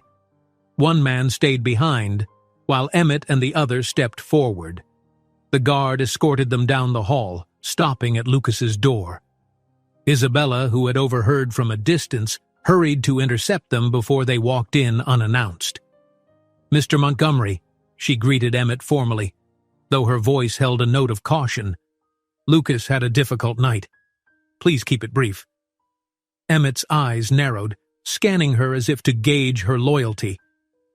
"Difficult night?" he echoed, feigning ignorance. "Care to explain?" Isabella's mouth pressed into a firm line. She disliked how Emmett pretended to be out of the loop. He rarely missed any detail. "Someone tried to force Lucas out of his room. The hospital is investigating," she replied pointedly. Emmett's brows rose, a flicker of what might have been genuine surprise crossing his face. "Is that so? Well then, by all means I should see him." Without further discussion, he pushed past, opening the door and stepping in. Inside, Lucas lay propped up in bed, an IV drip attached to his left arm, oxygen cannula still in place. He looked up as Emmett entered, the wariness in his eyes deepening. Isabella followed, standing near the bedside to monitor the exchange. Emmett's companion hung back by the wall, scanning the room as though searching for hidden microphones. "Lucas," Emmett began, offering a careful smile that didn't reach his eyes. "I heard you were in some sort of trouble last night. How are you feeling now?" Lucas's gaze flicked between his brother and the second man. "I'm alive," he replied curtly. "Who's this?" "James," Emmett said, gesturing offhandedly. "A legal assistant from the firm. We have documents for you to review once you're up for it." Lucas let out a subdued scoff. "Documents, the last thing I need right now." He shifted, clearly in pain from the abrupt movement. James, the supposed legal assistant, stepped forward. "I understand, Mr. Montgomery, but certain matters of Montgomery Enterprises require your signature. Some are time-sensitive regarding corporate authorizations." Isabella suppressed a flare of annoyance. How could they possibly expect Lucas to deal with corporate formalities while he lay in a hospital bed after a second attempt on his life? She watched Lucas's expression waver between contempt and resignation. "Fine," he said, sounding beaten down. "Leave them with Isabella. I'll get to it when I can." Emmett's carefully shaped eyebrows drew together. "We'd really prefer you look at them personally, but—" "You heard him," Isabella interjected, stepping in. "Mr. Montgomery is under medical orders to avoid stress. If you'd like to leave the papers for him to review later, I can keep them safe until Dr. Fowler says he's ready." Her calm, courteous tone nonetheless carried a protective edge. Emmett regarded her, annoyance flickering in his eyes. "Very well," he answered, rummaging in his briefcase to retrieve a sheaf of documents, which he passed to Isabella. His voice hardened. "See to it that he reads them soon." We can't afford indefinite delays. Lucas's face twisted with pain as he adjusted himself in bed, the movement tugging at his injuries. I'll read them, he snapped quietly. But do not pressure me. I just survived a second attempt on my life. Maybe you should care about that. Emmett offered a thin-lipped smile. Of course, your health is our priority, but the company can't grind to a halt. He leaned in slightly, voice dropping. Lucas, if you recall any detail that might identify who orchestrated this attack, I hope you'll share it. For all we know, the same people might target the company next. Lucas's jaw tightened. I said I'll let you know. A tense silence followed. Isabella sensed the barbed undercurrent, Emmett fishing for clues, Lucas refusing to trust him. Eventually, Emmett took a step back. All right, he said stiffly. We won't stay. Rest, brother. With that, he turned to leave. James followed, handing Isabella one last pointed look, as though to say, Don't stand in our way. Once the door closed behind them, the tension in the room seemed to lift, replaced by Lucas's palpable anger. He exhaled shakily, closing his eyes. It never ends, he muttered. Even with someone trying to kill me, Emmett only cares about business, and I can't tell if he's behind it or just capitalizing on it. Isabella set the documents aside on a rolling tray. I can hold on to these until you're ready, she said quietly, not wanting him to feel forced. Then gently, she approached his bedside. Are you in pain?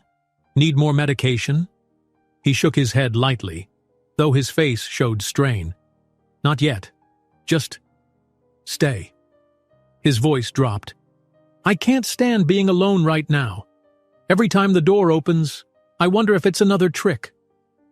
Her heart constricted. I'll stay, she promised again, pulling the chair closer to the bed. She settled in, letting her hand rest lightly on the bed's edge. But you should consider letting the police get more involved. The hospital security is a bandage, not a cure. And if Emmett's pressuring you about corporate issues, it might be time to bring official investigators in. Lucas's gaze drifted to the side, uncertain. I agree, but I need proof. If I accuse Emmett or someone else in the company and I'm wrong, I could sabotage everything. Also, the real culprit might slip away. He stopped, grappling with frustration. It's complicated. Isabella nodded. She had no illusions about the complexities of corporate power struggles. She'd glimpsed them in the rumors swirling around Lucas's coma. At least let me see if we can get a detective assigned specifically to your case, a trusted officer. Maybe Dr. Fowler knows someone reputable we can bring into the loop discreetly. He weighed the suggestion, then nodded wearily. Yes, that might be a start. She made a mental note to discuss it with Dr. Fowler.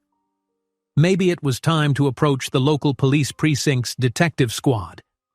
The attempts on Lucas's life had escalated beyond a simple sabotage rumor. It was now a matter of life and death in a hospital meant to preserve life.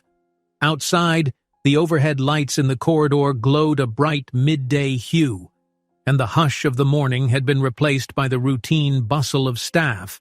But in Lucas's room, none of it felt routine. Tension coiled in the air, fear that at any moment another ruse might take him from his bed. Sitting quietly beside him, Isabella recognized a shift in her own emotions. She wasn't merely fulfilling a nurse's duty, she was actively, almost fiercely protecting him, and he clung to her presence with a desperation that transcended the typical patient-caregiver relationship.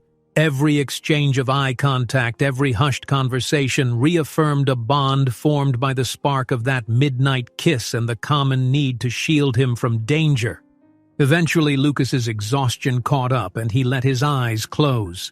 Isabella watched the tension ease from his features bit by bit, the medication and the draining stress pulling him into uneasy sleep. She rose to dim the lights, ensuring the door was locked. Then, collecting the stack of documents Emmett had left, she quietly flipped through them. Her knowledge of corporate lingo was limited, but from the official seals and the multiple sign here tabs, She could see they were urgent deals or amendments requiring Lucas's signature, possibly the final pieces of some major business move. Her fingers paused over one page that referenced a potential shift in the company's board seats. Emmett's name cropped up, along with a mention of temporary delegation of power. Isabella frowned. Was this the legal route by which Emmett hoped to seize more control under the guise of a health crisis? She carefully placed the documents back together. If Lucas needed them, she wouldn't stand in his way. But she felt a pang of suspicion toward Emmett's timing. The day wore on with no further intrusions. A nurse's aide delivered a lunch tray, though Lucas barely touched the food. Dr. Fowler returned periodically, checking vitals and quietly remarking on how well security was responding. She also mentioned that the hospital's senior administrators were considering full police involvement, but that it remained a delicate matter. Isabella lingered through her shift and beyond, ignoring her own fatigue. Each time Lucas roused from his restless dozing, she offered him water, checked his bandages, or simply gave him a reassuring look. Outside, the plainclothes guard rotated with another at the designated interval, and Jacob Ross reappeared occasionally to confirm that no suspicious individuals had tried the corridor.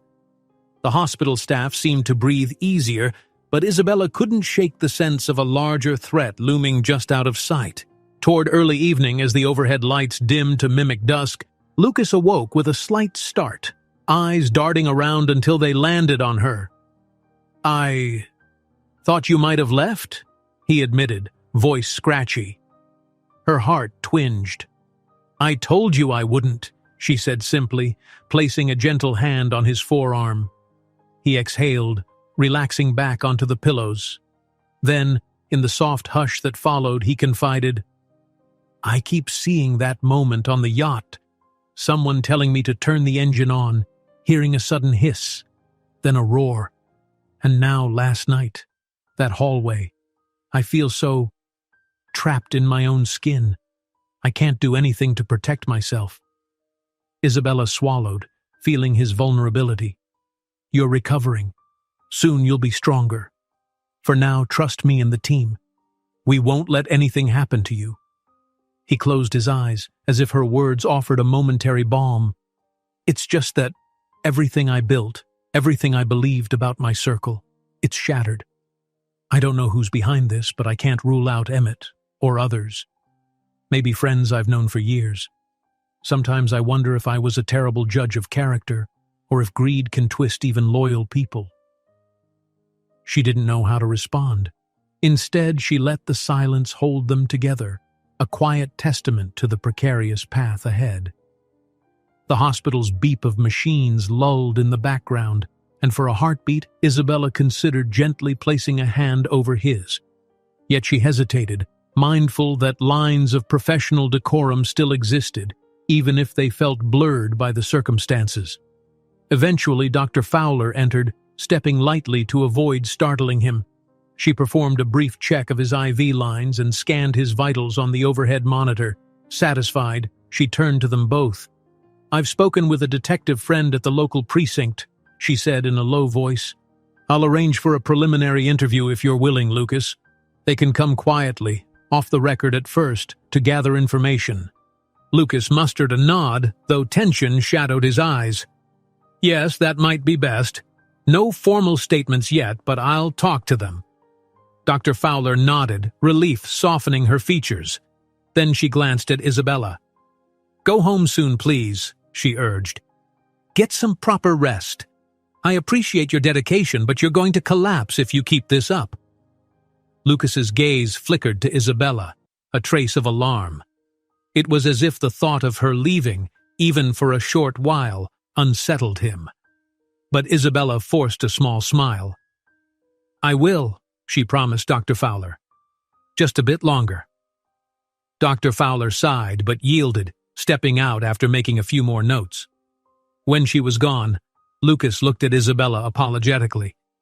"I know you've been here too long. Don't let me—" She shook her head firmly, a gentle smile on her lips.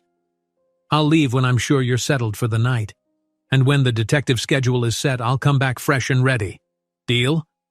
His shoulders eased. "Deal." A tentative calm settled in the room once more. Outside, the pastel hues of evening gave way to the deeper blues of nighttime. Overhead lighting in the corridor dimmed, signaling the end of standard visiting hours. The hush returned, punctuated by an occasional phone ringing at the nurse's station or a cart rattling past. Isabella watched as Lucas sank into a doze again, exhaustion claiming him.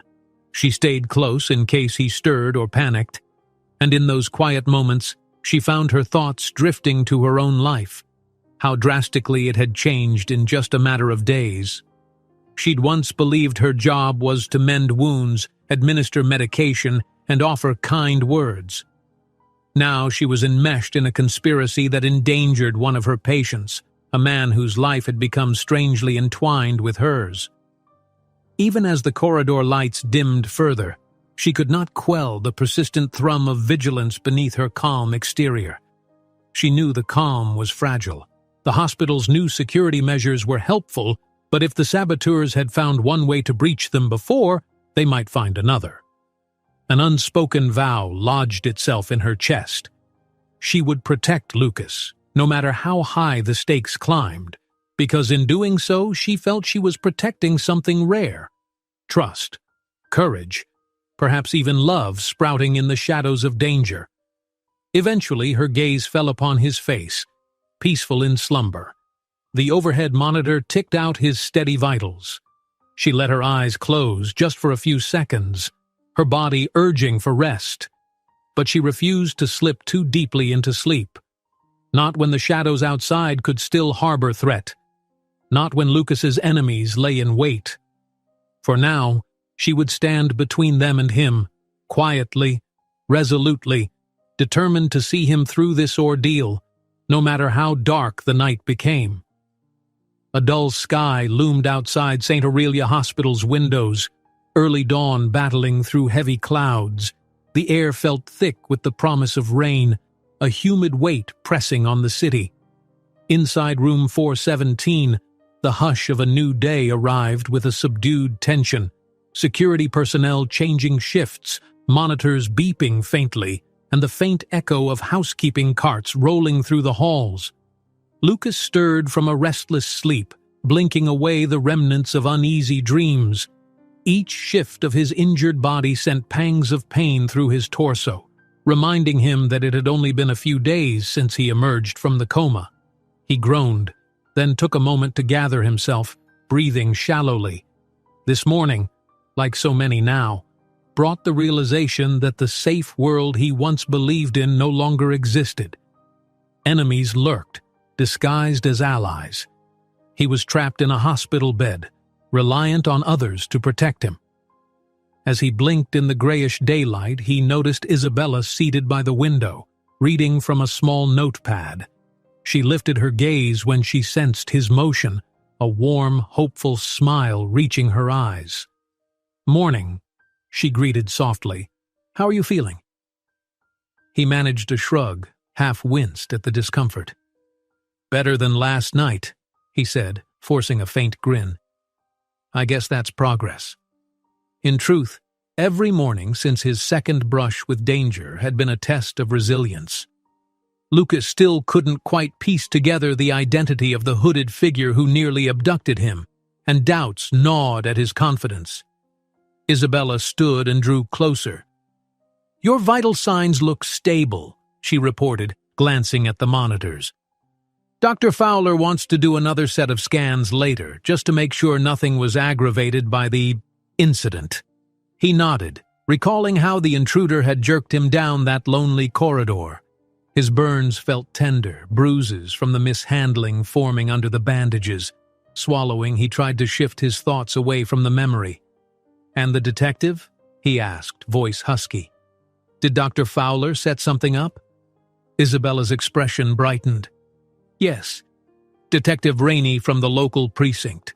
She's due to arrive this morning, off record as we discussed. She wants to hear your account of both incidents. Figure out if there's a pattern." Lucas breathed a quiet sigh of relief. Finally, some official involvement. That's good. Maybe she can help. A gentle knock at the door interrupted them. Outside stood Gianna, carrying a tray of breakfast, soft, scrambled eggs, toast, and juice, alongside a small array of medication cups. She offered a polite smile and entered after receiving a nod from the security guard posted in the corridor. "Morning, Lucas," Gianna said as she set the tray on the rolling table near his bed. "We're trying a normal diet today if you can handle it. If it's too much, let us know." He eyed the food as though it were an alien concept, but hunger stirred in his stomach. Slowly, with Isabella's help, he raised the bed's angle so he could eat in a more upright position. Gripping the fork in his bandaged hand, he took a tentative bite of eggs, grimacing a little, still adjusting to normal food after weeks of IV fluids and bland hospital fare. Gianna handed Isabella the medication cups. "Here's the morning dose, pain management plus your standard antibiotic to ward off infection. Dr. Fowler also added a mild anti-anxiety med, given everything." Her tone held genuine compassion. Lucas accepted the medication without protest, swallowing them one by one with sips of juice. "Thanks," he murmured. "I'll leave you two unless you need anything else," Gianna said. Isabella shook her head, watching her colleague exit back into the corridor. Alone with Isabella again, Lucas forced more bites of breakfast, but soon his appetite waned. He set the fork down, hand trembling from fatigue. Isabella moved quietly, helping adjust his pillows and ensuring the rolling table was out of the way. She hesitated, then spoke in a careful tone. "Lucas, I've been thinking.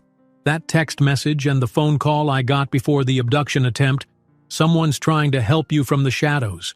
Maybe they're a whistleblower in your company or a close observer who knows how dangerous your enemies are."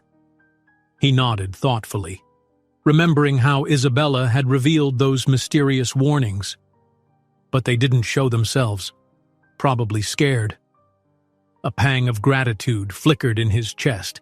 At least some unknown ally existed somewhere. If Detective Rainey can trace the phone or message somehow, that might give us a lead. She regarded him with calm resolve. "I'll mention it to her. If anyone can discreetly investigate those messages, it's the police." He sighed, letting his head fall back on the pillow. "I hate this feeling, being trapped, having to wait while others do the work. The old me would be out there, pressuring investigators, leveraging contacts. Instead," he gestured at the IV lines trailing into his arm, a bitter note creeping into his voice. Isabella stepped closer, her presence offering a gentle steadiness. "You're healing, Lucas. Soon enough, you'll have that chance. But right now, your body needs you to be still." He exhaled, focusing on the warm empathy in her eyes. It was a comfort he hadn't expected. "Thank you," he said finally, "for staying, for everything." Her cheeks colored slightly. "Just doing my job," she murmured, though they both knew her care went beyond standard protocol. She took hold of his wrist gently, checking his pulse with practiced fingers. "We'll get through this." Mid-morning arrived, and Detective Rainey stepped into room 417. She was a tall woman in her 40s, with dark hair pulled back into a low bun and an air of quiet confidence. Her plainclothes attire, simple blazer, dark slacks, blended seamlessly with the hospital's subdued environment. Dr. Fowler introduced them, then left, giving Lucas a nod of encouragement. Isabella remained by his side, standing quietly while Rainey drew up a chair. The detective offered a reassuring smile. "Mr. Montgomery, I'm glad you agreed to speak with me," she said, her tone measured. "We'd like to keep this conversation informal to start, just gathering facts." Lucas mustered a polite greeting. "Sure, ask what you need." Rainey clicked on a small recorder, placing it between them. "This is Detective Rainey, speaking with Lucas Montgomery at St. Aurelia Hospital off the record regarding recent attempts on his life." She paused.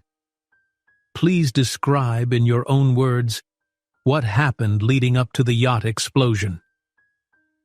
Lucas inhaled, his gaze drifting briefly to Isabella for reassurance before turning back to Rainey.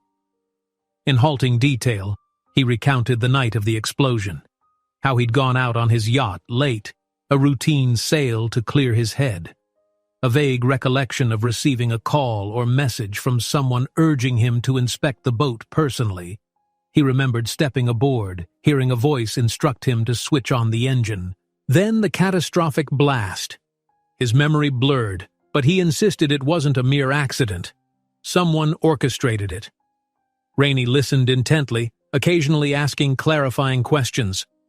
Was there a particular reason someone would want you incapacitated? Financial deals? Family inheritance issues? Lucas's jaw tightened. A dozen potential reasons, he said wearily. I was finalizing a massive venture that threatened to shake up certain markets. Or maybe it's a family power grab. My stepbrother Emmett stands to gain if I'm out of the picture. Or a competitor. Montgomery Enterprises has plenty of rivals. He shook his head, frustration evident. It's like casting a net into a sea of sharks. Rainey made careful notes. So no single prime suspect leaps out? Lucas hesitated. I can't name just one without proof. Emmett's actions are suspicious, but so might be others in my circle. He looked to Isabella, a flicker of guilt crossing his features. Guilt over suspecting his own brother, despite their rocky history. Rainey seemed to register that tension. All right. Now, about the second incident here at the hospital. Tell me exactly what happened that night. He recounted how someone in a hooded sweatshirt told him there was an urgent scan, leading him away from his room, down a back stairwell. Isabella jumped in to describe how she and Gianna found him, the intruder fleeing upon being confronted. Rainey's eyes sharpened. Do you recall anything about their voice, height, or any distinguishing features? Lucas closed his eyes, replaying the memory. They whispered, mumbled, might have been trying to hide their accent. Medium height, slender build, but strong enough to support my weight. That's it. Rainey nodded, her expression grave. Understood. We'll check hospital security footage, though I know it's lacking in certain areas. We'll also run background checks on staff and visitors from that night. She eyed Isabella. I was informed you received a threatening text or call prior. Could I see that? Isabella had anticipated the request. She retrieved her phone and showed Rainey the cryptic text and recounted the phone conversation with a male voice urging her to keep Lucas safe. Rainey jotted down details, promising to run a trace if possible. Likely a burner phone, but we'll see, she commented. The detective wrapped up her questions shortly after, thanking them. I appreciate your cooperation. I'll keep this low profile for now, but if we find anything concrete, we'll need an official statement. If either of you recall more details, call me any time. She handed Lucas her card, then left quietly. Lucas slumped back, fatigue washing over him. Isabella sensed his relief at having told someone in law enforcement, but also a tinge of lingering anxiety. What if they can't find anything? He murmured. All these leads might be dead ends. Isabella placed a comforting hand on his arm. Don't lose hope. Detective Rainey seemed sharp. At least you've got someone looking beyond the hospital walls. He nodded, though the lines of worry remained etched in his forehead. Afternoon brought more rain clouds, a steady patter against the windows. While Lucas napped, Isabella ventured out to grab a snack from the cafeteria, her first proper break in hours. Even while pouring coffee into a paper cup, her mind lingered on Lucas's predicament. The detective's calm competence had relieved some of her fear, but this feeling of shadowy threats remained, like a phantom trailing her every step. Clutching her coffee, she found Gianna tidying up at the nurse's station. They exchanged weary smiles. Long day, huh? Gianna commented, leaning on the counter. Isabella nodded, taking a cautious sip of the hot brew. Every day since he woke up feels like an eternity. The detective came, asked her questions. Lucas was honest, but we still have no tangible evidence. Gianna frowned. It's horrifying, imagining someone willing to kill him right under our noses. But I heard Dr. Fowler say the board is considering bringing in off-duty police or specialized security to guard the entire wing. We'll turn this place into a fortress if we must. Isabella exhaled, feeling a knot in her chest loosen slightly. A fortress might be the only way. She paused, glancing at her watch. I should head back soon. Can't leave him alone for long. Gianna nodded. Of course, take care of yourself too, though. Promising she would, Isabella returned upstairs. She approached room 417, noticing Jacob Ross, the private security consultant, in quiet conversation with the posted guard. He gave her a professional nod. Everything calm inside? Isabella nodded. Lucas was resting. I stepped out for a break.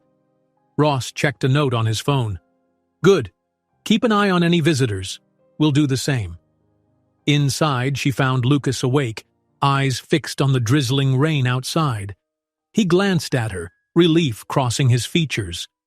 Did you get some coffee? He asked, voice tinged with concern. She nodded, smiling. I did. How are you holding up? He pursed his lips, wishing I could just walk out of here and handle my affairs directly, but I still feel like a prisoner in my own skin. Her heart squeezed. She stepped closer to the bed. Focus on recovery, Lucas. Every day, you're getting stronger. His eyes softened. I know, and having you around helps, more than you realize. There was a sincerity in his tone that made her cheeks warm. Before she could respond, the overhead lights flickered, just a brief interruption in the hospital's power. Both of them glanced up, startled. Then it stabilized. Lucas exhaled, shaking his head. Even a flicker makes me jump now, he said ruefully. She reached out, lightly covering his hand with hers. That's normal, given what you've been through. For a moment, they remained in gentle silence, the hospital's white noise of machines and distant pages forming a backdrop.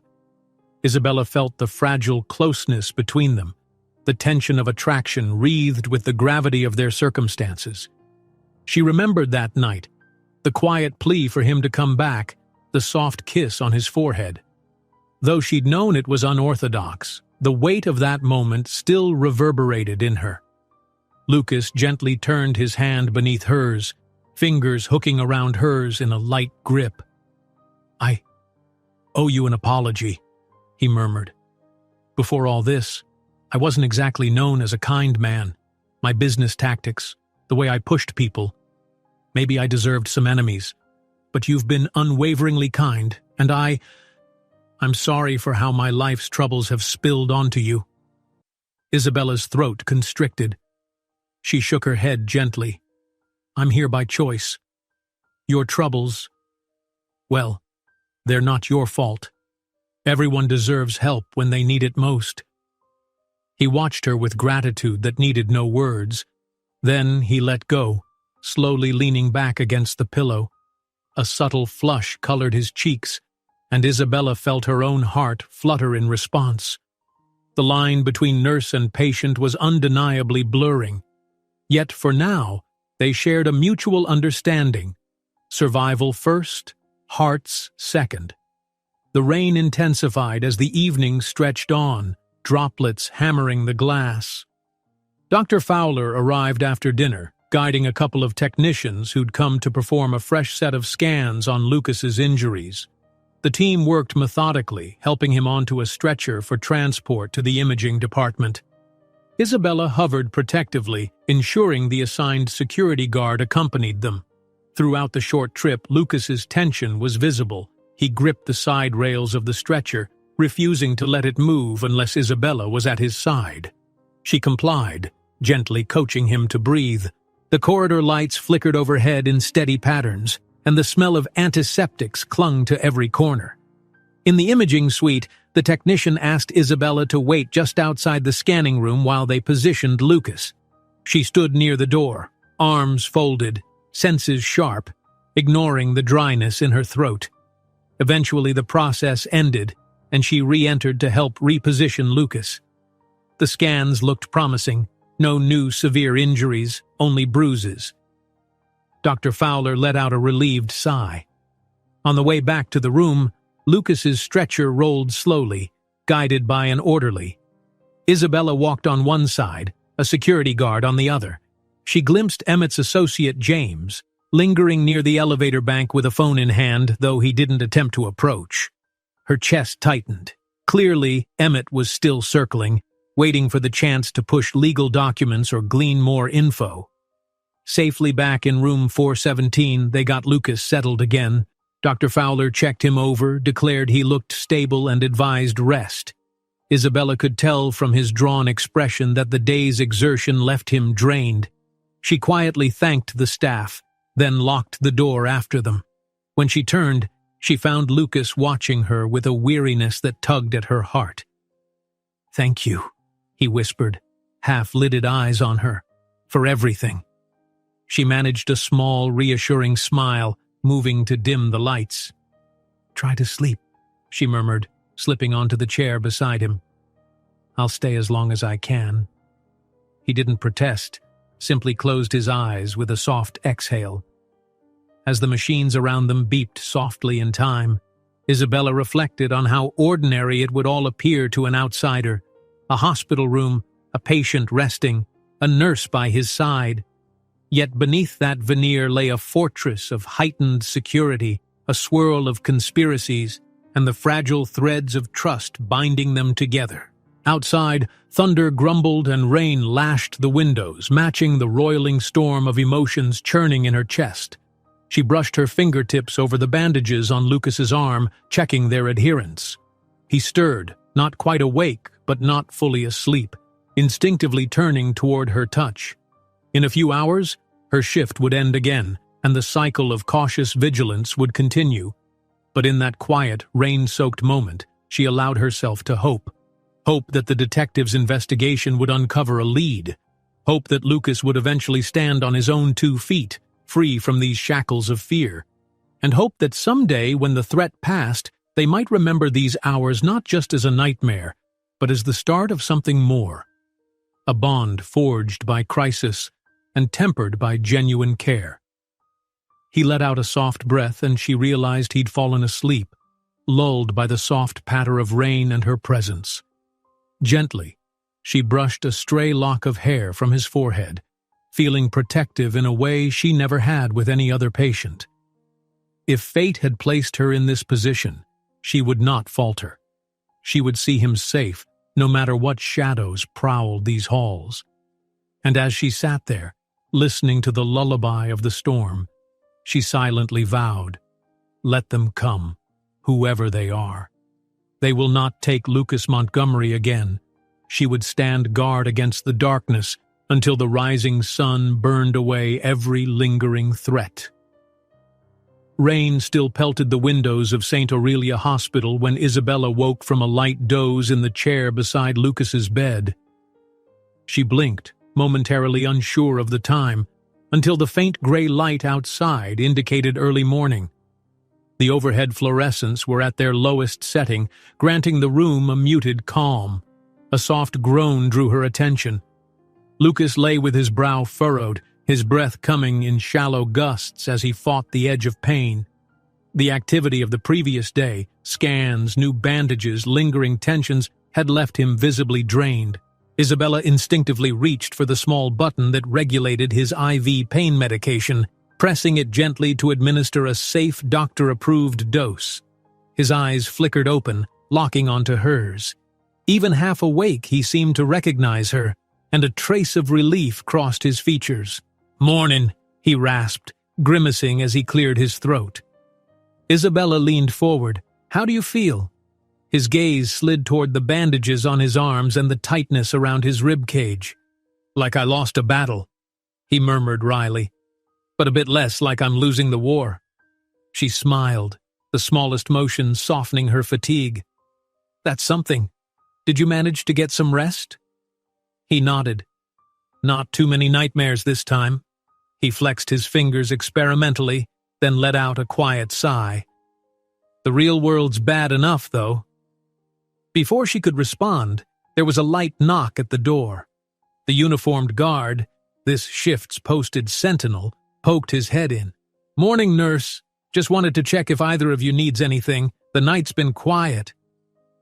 Isabella shook her head in polite thanks, and the guard nodded, stepping out. Lucas exhaled a slow breath. At least no intruders this time. The mention of intruders brought a reminder of the precariousness of his situation. Even if last night had passed without incident, the threat remained. Isabella rose, smoothing the wrinkles from her scrubs. "I'll fetch you some breakfast.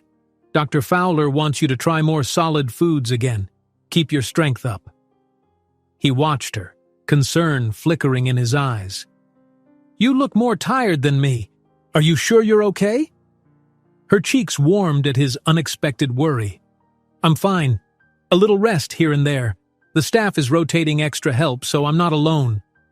Lucas nodded, though he still appeared unconvinced. She stepped into the corridor. The faint scent of disinfectant greeted her, accompanied by the low hum of overhead lights. Several staff members bustled about, beginning their shifts. A pair of orderlies pushed a supply cart, and 2 nurses reviewed a whiteboard that tracked patient statuses. The guard from outside Lucas's door gave her a friendly nod. In the small pantry nearby, Isabella collected a tray of breakfast items. As she poured a glass of water, Dr. Fowler arrived, scanning the hallway with a purposeful stride. Spotting Isabella, she approached. "How is he this morning?" Isabella balanced the tray carefully. "Better. Less pain, though still tired." Dr. Fowler offered a warm, professional smile. "I'll check on him shortly. Detective Rainey sent an update overnight. No breakthroughs yet, but they're compiling a suspect list based on your descriptions. Also, our admin is doubling down on ID checks for staff. No one gets near Lucas without clearance." Isabella felt a ripple of relief at the news, though she could sense Dr. Fowler's underlying caution. "Thanks," she said softly. "He'll be glad to hear the detective's not forgetting him." They parted ways.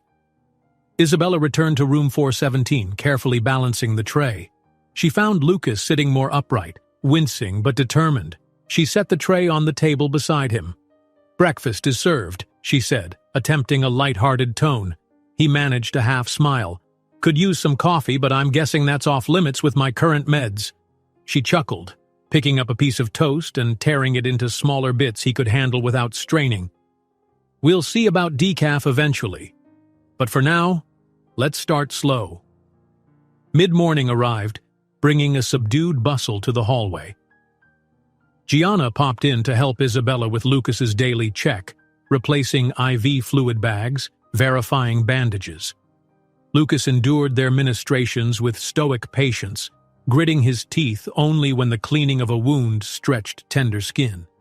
Through it all, Isabella noticed he rarely complained, perhaps too aware that complaining changed nothing.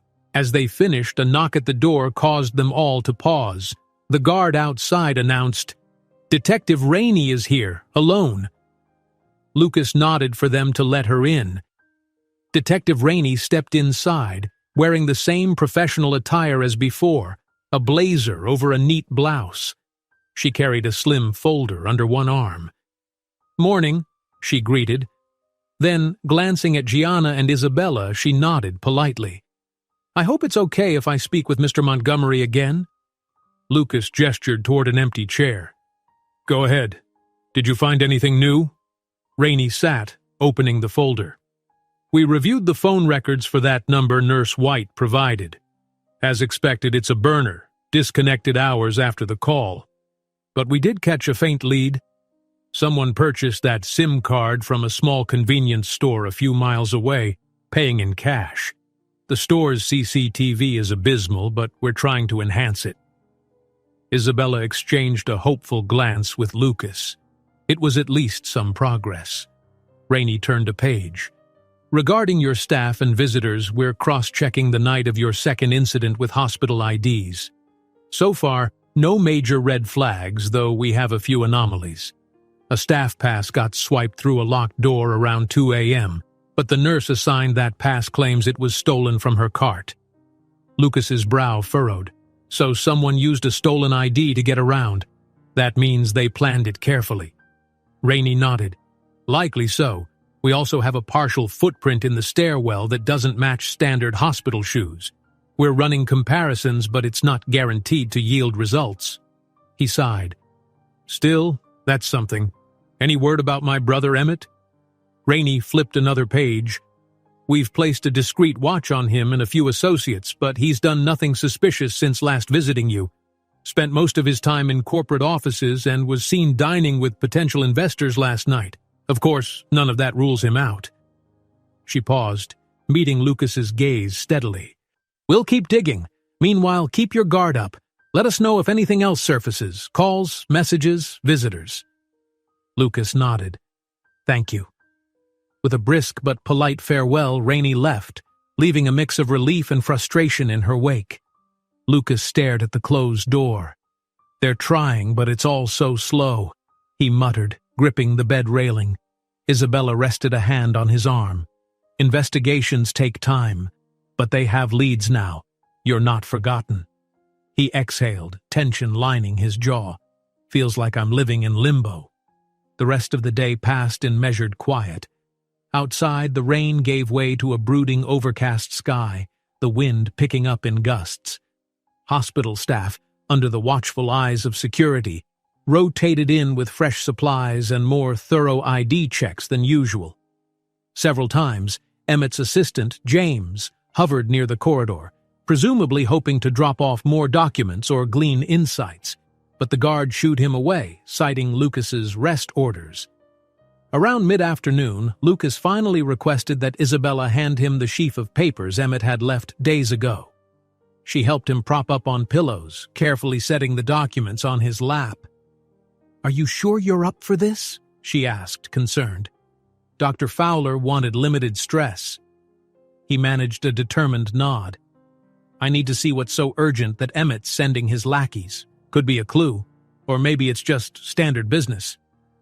She hovered nearby, respecting his space. Lucas scanned the first few pages, brow creasing. Company reorganization proposals, changes to certain board seats, something about transferring voting rights if I'm incapacitated. His lips thinned. So that's it. Emmett's pushing for a temporary delegation of my authority.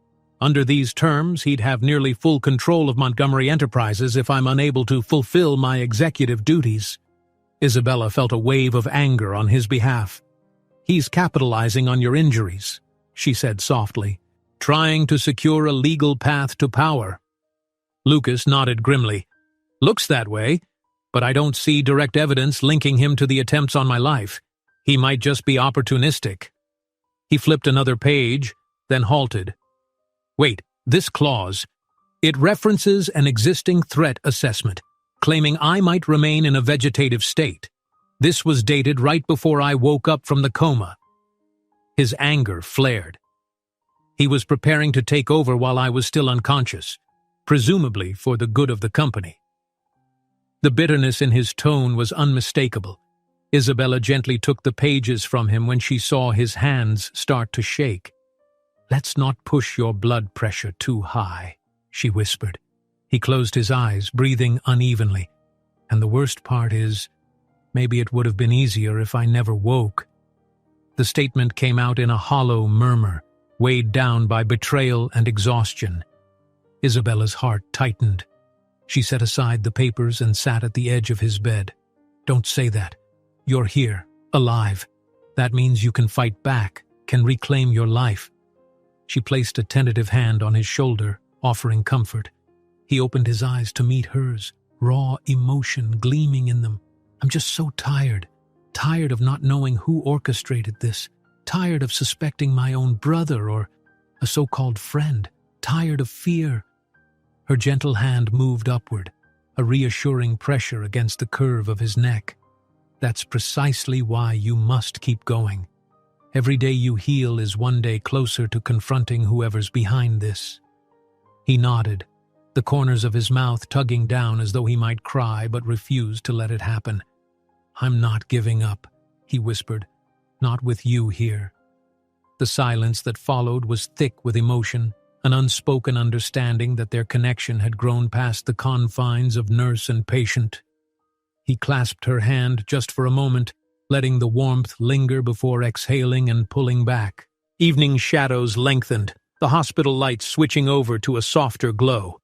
Isabella helped Lucas with his scheduled wound care, carefully peeling away old bandages to inspect the slow healing of his burns. Each dressing change stung, but he bore it stoically, occasionally hissing through clenched teeth. She murmured reassuring words, skillfully applying antiseptic and fresh gauze. By the time she finished, beads of sweat dotted his forehead. "There," she said, disposing of the soiled materials. "All set. I'll get you a fresh gown." Lucas closed his eyes, regaining his breath. "Thank you," he whispered. "I know it's not easy, having to tend to all this." She offered a faint smile. "It's why I'm here." But in her chest, she felt the deeper meaning. She wasn't just his nurse now. She was a confidant, a guardian, maybe something more than that. A subtle knock sounded, and they both looked up anxiously. The door opened to reveal Dr. Fowler, who walked in carrying a new chart. She noticed the tension in the air and gave them a gentle nod. "Am I interrupting?" "No," Lucas said, shifting to sit more upright. "What's the update?" Dr. Fowler flipped a page in her chart. "Your latest blood tests show improvement. White cell count stable, indicating no lingering infection. Your wounds from my inspection are healing as expected." She smiled at Isabella. "Good work on the dressings.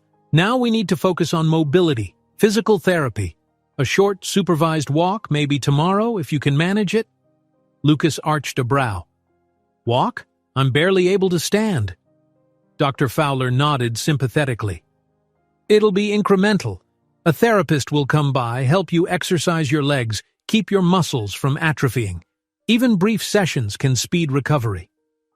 He hesitated, but Isabella sensed a flicker of hope behind his reluctance. The idea of walking even a few steps signaled progress beyond the hospital bed. "All right," he agreed softly. "I'll do it." Dr. Fowler seemed pleased. After a few more remarks about medication adjustments, she paused, dropping her voice. "We're still monitoring security. So far, no suspicious attempts today.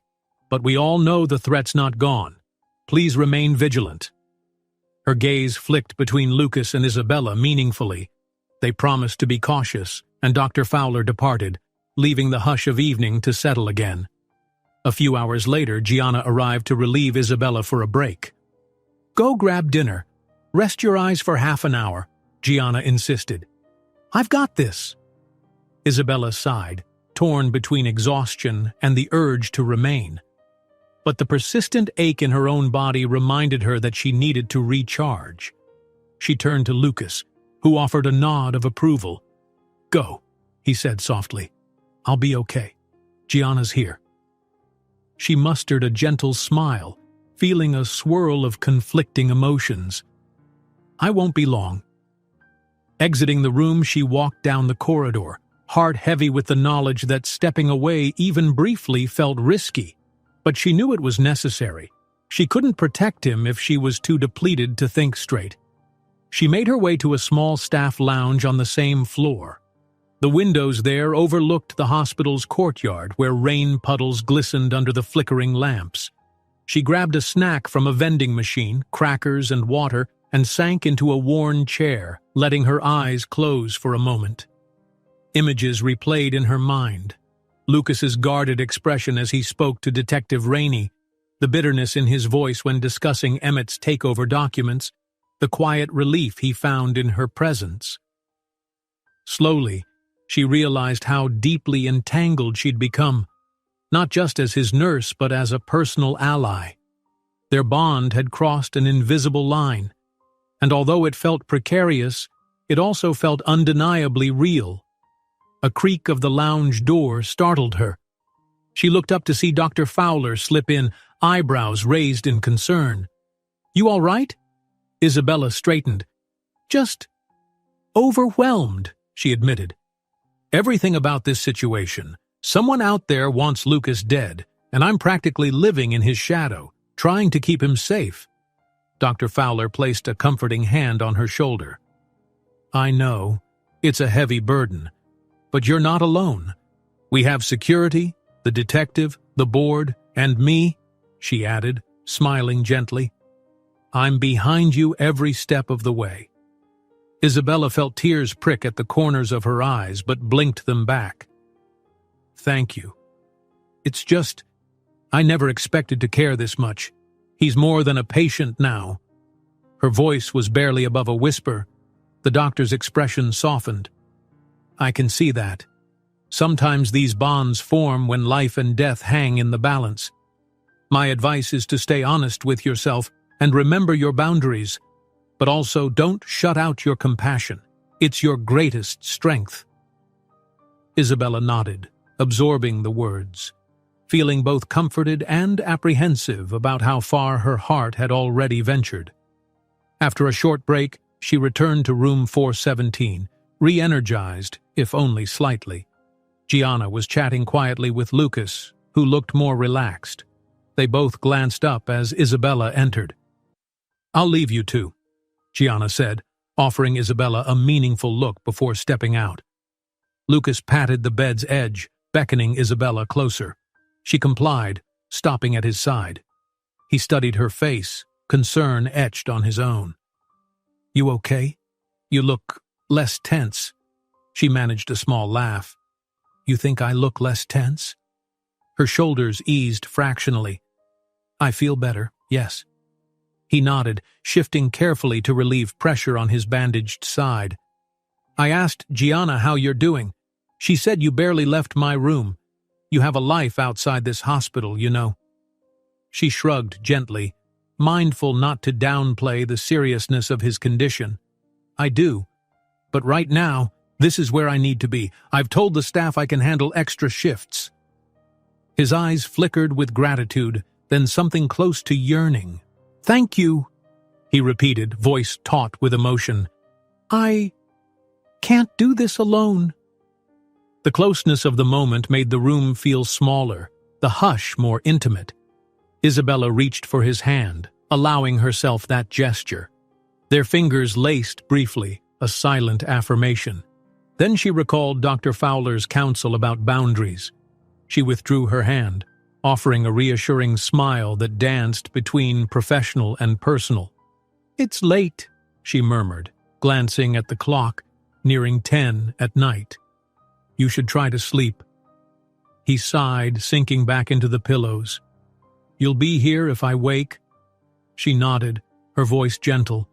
Always. Don't worry.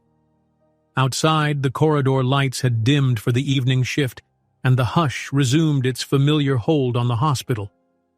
Isabella's eyes lingered on Lucas's face as he drifted off, feeling a surge of fierce protectiveness.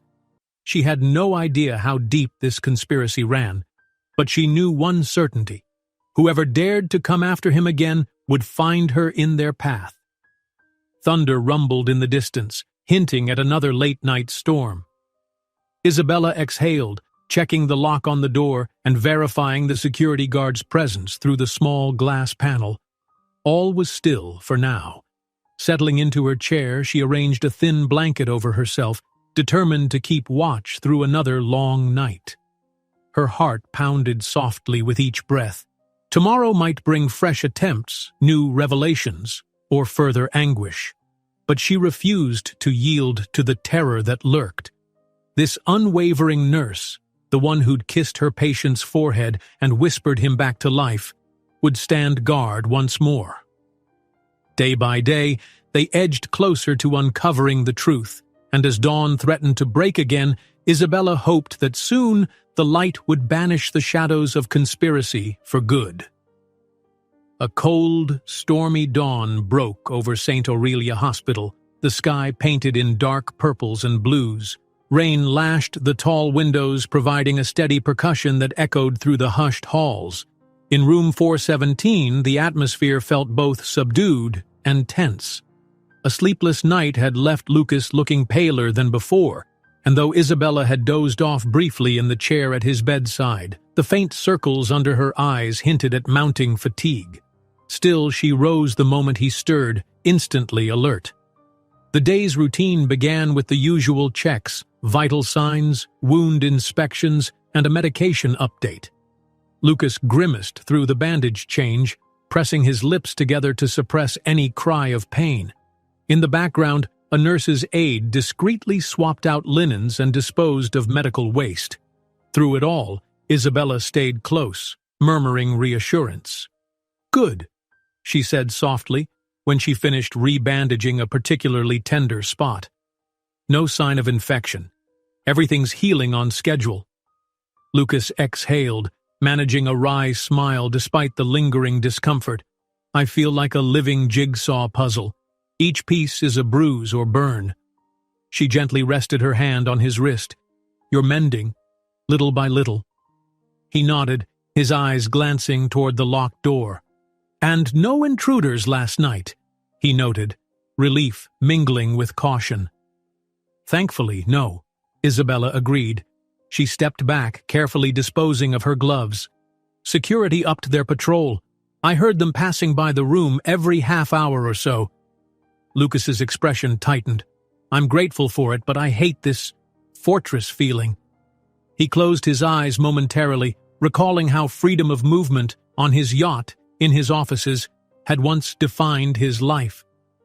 "Still," he added, opening them again, "I'd rather be caged than at risk of another attempt." Isabella nodded, understanding the complexity of his frustration. Even as he chafed under the heightened security, he needed it. She glanced at the clock. "The physical therapist is due soon, right?" He gave a short sigh. "Yes.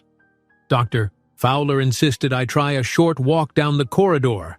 First steps toward normalcy, I guess." She mustered a small, supportive smile. "I'll be right there with you." An hour later, the physical therapist, a middle-aged man named Miguel, arrived. Tall and broad-shouldered, he wore a calm, reassuring demeanor. After a brief chat, he gently guided Lucas through basic stretches and leg exercises at the bedside. Isabella stood on the other side, steadying Lucas, while Miguel offered professional instruction. Lucas's first attempt to stand on his own feet nearly ended in collapse. His muscles, weakened by weeks of inactivity, refused to hold him fully. Isabella instinctively grabbed his arm, providing support. He cursed under his breath, clearly frustrated by how frail he felt. "Easy does it," Miguel said firmly. "We'll go step by step." Lucas inhaled, determined. Isabella could feel the tremor in his arms. Slowly, carefully, they helped him maintain balance, each movement deliberate. Sweat beaded on Lucas's forehead, and his jaw tightened with concentration. After a minute or two of standing, he lowered back onto the bed, chest heaving. "That's enough for now," Miguel pronounced. "We'll do short sessions throughout the week. Remember, progress won't be instant, but it will come." Lucas nodded, visibly drained but grateful. Isabella dabbed a cool cloth along his hairline, murmuring encouragement. "You did well," she said, and meant it. Miguel gave a parting nod, promising to return the following day, then left quietly. Exhaling shakily, Lucas leaned back against the pillows. "I never thought standing would feel like running a marathon," he muttered. Isabella smiled softly, brushing stray hair from his forehead. "Your body's rebuilding itself. This is a good start." His eyes flicked to the door. "I just wish we had answers about who did this," he said, voice laced with tension, "so I can focus on healing without looking over my shoulder." The moment he spoke those words, the door opened, accompanied by the guard's sharp voice outside. "I'm sorry. You can't just—" But Emmett Montgomery stepped into the room anyway, adjusting his immaculate suit. He offered a razor-thin smile, seeming immune to the guard's protestations. "Lucas, brother, it's been a few days. How are you faring?" Isabella stiffened, positioning herself protectively near Lucas. Emmett's presence inevitably carried a frosty undercurrent. "He's in therapy," she said, tone measured. "He needs rest." Emmett glanced at her, then back at Lucas. "Is there a limit to how many times I can visit my own brother?" His attempt at a convivial tone sounded hollow. Lucas sighed. "Let him speak," he said quietly. "But keep it short, Emmett. I'm exhausted." Emmett took a few steps closer, smoothing his lapels. "I understand. However, there's an urgent matter we must address. The board requires confirmation about the reorganization proposal. If you refuse or delay your signature, certain deals might collapse." Lucas's jaw clenched. "So you're telling me to sign away my authority while I lie here half dead? That's the gist, isn't it?" Emmett feigned a wounded look. "It's not about stripping your authority. It's about ensuring the company functions. Investors are anxious. But maybe you prefer it to crumble, just to spite me." Anger flared in Lucas's eyes, and Isabella caught her breath. She placed a gentle hand on Lucas's shoulder, silently cautioning him not to escalate. "Emmett," she said firmly, "this isn't the time. You're adding stress he doesn't need." Emmett arched a brow, his tone turning icy. "You speak quite freely for a nurse, Miss White. But very well, if Lucas chooses to ignore critical business responsibilities—" Lucas interrupted, voice taut with suppressed fury. "Don't act like this is my doing. Someone tried to kill me, remember? And here you are waving documents." Emmett's gaze flickered, something akin to frustration showing beneath his polished facade. "Look, Lucas, if you genuinely suspect I had any hand in this sabotage, be direct. But accusing me won't change the fact that the company needs leadership." A tense pause hung in the air. Isabella noted Lucas's shallow breathing, the strain evident in his clenched fists. She worried he might tear at his bandages if he continued. Wanting to keep him calm, she stepped between them. "Emmett," she said, her voice unwavering, "you have to leave. Doctor's orders. Lucas needs minimal stress. If you want to leave paperwork, do so. Otherwise, go." Emmett's nostrils flared, but he nodded curtly, digging into his briefcase to extract more documents. "Fine. Here, another set. Updates to the previous ones. Review them, sign if you care about the enterprise." He turned to go, then paused at the doorway, casting a final glance at Lucas. "Brother, if you recall any detail that might exonerate me or lead to the real culprit, share it. I don't appreciate living under a shadow of suspicion." Lucas said nothing, merely stared, face stony. Emmett left, and the guard promptly shut the door behind him. A beat of silence followed. Isabella exhaled, glancing at Lucas. His hands shook slightly, residual anger coursing through him. "Are you okay?" she asked softly. He swallowed hard, forcing his muscles to relax. "No," he admitted, "but I will be. Emmett, he's so controlled. I can't tell if he's guilty or just opportunistic." Isabella nodded, sympathy tightening her chest. She carefully set the new stack of documents aside, not wanting them in Lucas's immediate view. "We can deal with that later. Right now, focus on your therapy and recovery." He closed his eyes briefly, as if gathering strength. "Right." The afternoon passed with a somber mood lingering. Lucas rested off and on, occasionally rousing to eat or respond to Dr. Fowler's queries. The constant presence of a guard outside was reassuring, though every time footsteps sounded in the corridor, Isabella noticed Lucas stiffening, worried it might be another unwanted visitor, or worse. Shortly after lunch, Detective Rainey appeared again, this time accompanied by a younger officer. They requested to speak with Lucas privately, though Isabella remained in the room at his insistence. Rainey perched on a stool, her expression composed. "We have a bit of new info," she announced, opening her folder. "We've managed to enhance the store CCTV footage from the burner phone purchase. It's grainy, but we believe the individual buying the SIM card might be female, short hair, wearing a baseball cap. Hard to confirm. We're comparing it to known associates of yours." Lucas frowned, considering the possibility of a woman orchestrating his sabotage. "I have plenty of female rivals," he said ruefully. "Could be a disgruntled investor, an ex-employee." Rainey nodded. "We'll see. Also, we found traces of a chemical accelerant on remnants of your yacht. Our forensic team suggests the explosion was deliberately set to mimic a fuel line accident, but the compound used is commonly found in industrial sabotage cases. She paused. This points to someone with technical knowledge of boats or engines. Lucas glanced at Isabella, tension coiling in his shoulders. Someone who knew exactly how to blow the yacht, ensuring I was on it. The detective's eyes flicked up from her notes. Yes, that's why we suspect an inside source, someone aware of your habits, of how you'd handle a last-minute engine check. The younger officer stepped forward. Mr. Montgomery, is there anyone in your company specifically tasked with mechanical oversight of your personal vessels, or a security detail who might have easy access? Lucas shook his head, exhaling. The yacht's maintenance was handled by an outsourced marina crew, but I never suspected them of ill will. Then again, he pinched the bridge of his nose, frustration mounting. It's possible they were paid off. Rainey closed her folder gently. We'll keep digging.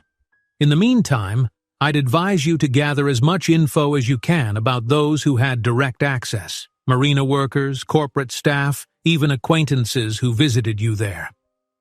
Lucas nodded, though Isabella sensed the emotional toll such reflection took.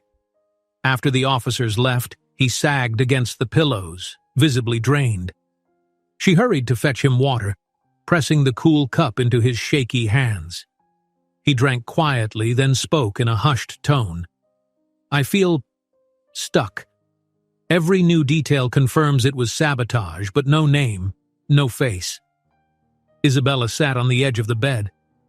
I know it's frustrating, but piece by piece the detective is getting closer. This was definitely no random accident. He forced a tight smile. I just want the final piece to surface, so I can breathe again. She nodded, gently brushing her fingertips against his bandaged forearm. You will. Let's hold on to that hope. Late afternoon settled in with a heavy lull. Isabella left Lucas briefly to arrange dinner trays and confirm the night shift's coverage plan. In her absence, Gianna kept watch, ensuring no unauthorized person stepped inside. The swirling atmosphere of secrets and half-truths lingered. Investigations continuing, Emmett looming, anonymous warnings unaddressed. By the time Isabella returned, the corridor felt quieter, the overhead lighting casting elongated shadows. She saw Emmett's assistant, James, in the distance, speaking with a security guard, presumably seeking permission to enter. The guard shook his head firmly. James looked irked, then marched off. Isabella noted the exchange with a twinge of unease. Emmett's camp was relentless. Inside room 417, she found Lucas dozing fitfully, brow creased. He stirred when she approached, eyes half open. Back, he murmured. She nodded, seating herself. Your dinner should be here soon. Any pain? He shook his head, though his face betrayed ongoing discomfort. No more than usual. Then, after a moment, he said, I appreciate you, Isabella, more than I can say. The sincerity in his gaze made her heart constrict. A few weeks ago, she'd known him only as the millionaire in a coma with a sabotage rumor trailing him. Now she was intimately involved in his daily fight for survival, sharing in each small victory and every new setback. She swallowed, returning the intensity of his look. I'm just glad you're still here, she said softly. Whoever tried to end your life underestimated your resilience.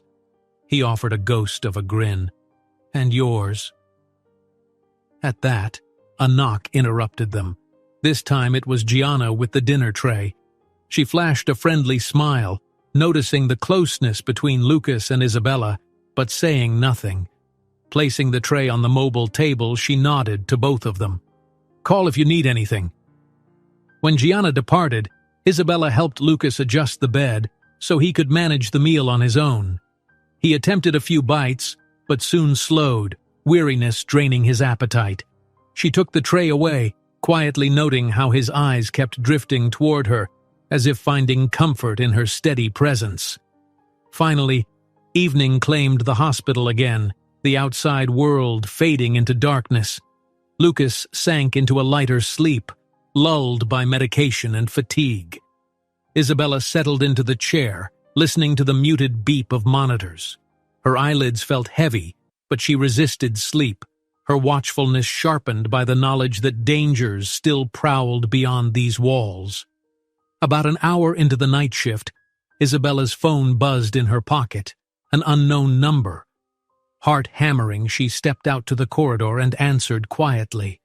A familiar male voice whispered on the other end, "I have more information. Meet me on the 8th floor terrace in 15 minutes, alone." Then the line went dead.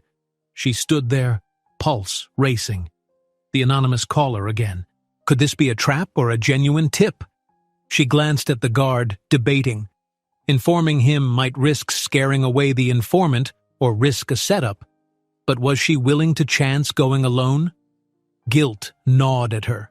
Lucas was stable for the moment. Gianna was on standby if something happened. And if this caller truly held a key to unraveling the conspiracy, it might be worth the risk. Taking a breath, she told Gianna she'd be stepping out briefly to investigate a lead, advising her to keep a close eye on Lucas. Gianna's eyes widened with concern but nodded. "Be careful," she whispered. "I'll keep him safe." With that, Isabella made her way to the rarely visited terrace, located near an administrative wing. The corridors there were quieter, empty at night, except for the hum of vents and distant echoes of machinery. Her footsteps felt too loud as she approached the terrace doors, heart pounding. She found the door unlocked. Stepping onto the small outdoor area, she was greeted by a gust of cool wind and the glimmer of city lights below. Rain had ceased, leaving puddles reflecting the skyline. She scanned the space, noticing a figure cloaked in a dark hoodie standing near the terrace's edge, half hidden by a pillar. Her throat constricted. "Hello?" she ventured, keeping her voice steady. The figure turned, revealing a young man's face sharp with anxiety. He peered around, verifying she was alone. "Nurse White?" She nodded. "Yes. You called me?"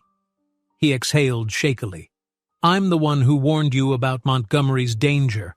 I work for the marina service that handled his yacht. I knew something was off weeks before the explosion." His voice trembled as if holding back a flood of information. Isabella's nerves tautened. "Then why not speak to the police?" He shook his head frantically. "I can't. They'd find me. The man who paid me to rig a partial device on the yacht.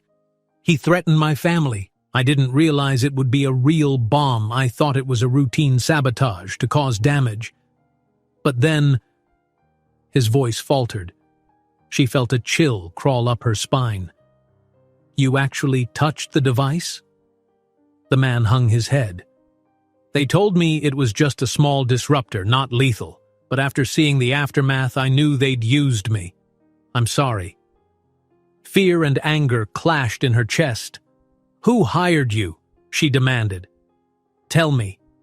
He glanced around anxiously. I'm not certain. A middleman, but I recognize the accent.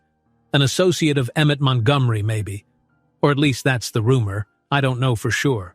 But they wore business suits, carried official documents, spoke of ensuring a transition of power at Montgomery Enterprises. That's all I have. Isabella's pulse pounded. "If you come forward as a witness, we can protect you." He shook his head vehemently. "I can't. I just wanted to warn you that they're not done. They suspect Lucas remembers more than he does. They'll try again. Warn him. Don't trust any new lawyers or corporate reps. It's all a front." The wind picked up, ruffling the hood of his jacket. He checked a cheap wristwatch. "I have to go. I can't be seen here." Isabella reached out, desperate. "Please at least speak to Detective Rainey off the record. She can protect you. You hold the key to stopping them." The man trembled, stepping backward. "I'm sorry," he whispered, then turned and ran toward the terrace exit. She followed a few steps, but he was gone, vanishing into the dimly lit corridor. She stood there, heart thumping, the city lights twinkling below. The name Emmett floated back to her. Had it truly been him orchestrating this all along? Or was it another layer of misdirection?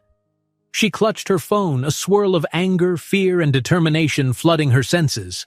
For Lucas's sake, she had to do something with this information. Racing back through the hall, she reached the elevator and jabbed the button, trying to steady her breathing.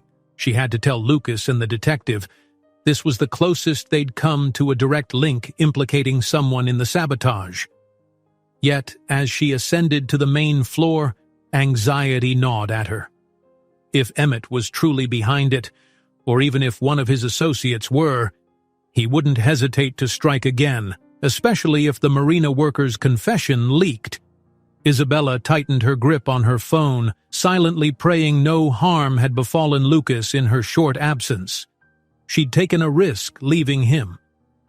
Arriving back at room 417, she found Gianna and the guard, both looking relieved at her return. Lucas was awake, worry plain on his face as he noticed her breathless state.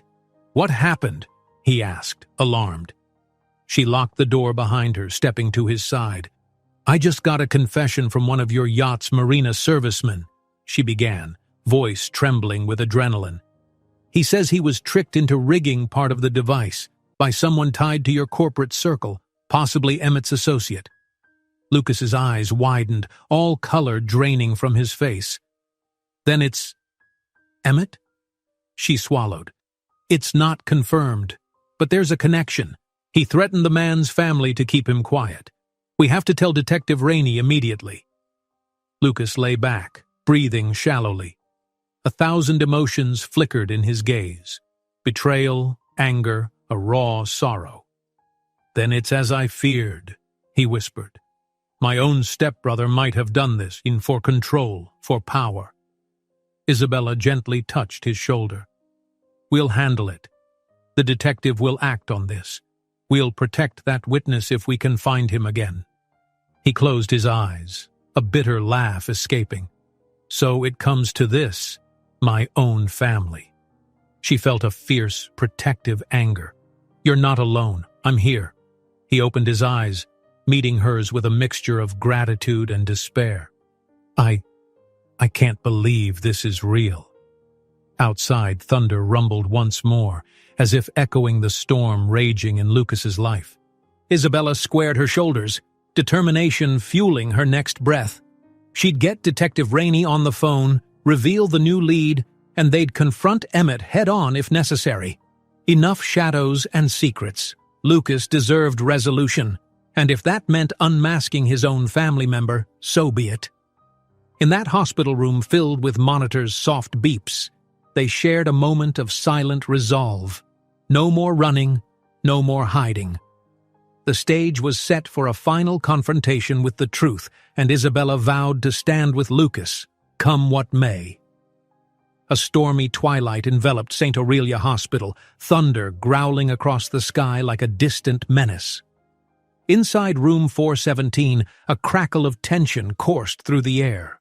Lucas Montgomery lay propped against pillows, his energy precariously balanced between fear and fierce determination. At his side, Isabella hovered, phone in hand, waiting for Detective Rainey to answer. Earlier that evening, Isabella had relayed the marina worker's shocking confession, the link implicating Emmett or someone close to him in Lucas's sabotage. Now, through the phone's speaker, Rainey's calm, methodical voice filled the hush of the hospital room. "You're certain it was the same anonymous caller who reached out before?" Rainey asked, pen scratching on paper. "Yes," Isabella answered, forcing her tone steady. "He confirmed he was involved, claimed he thought it was non-lethal sabotage.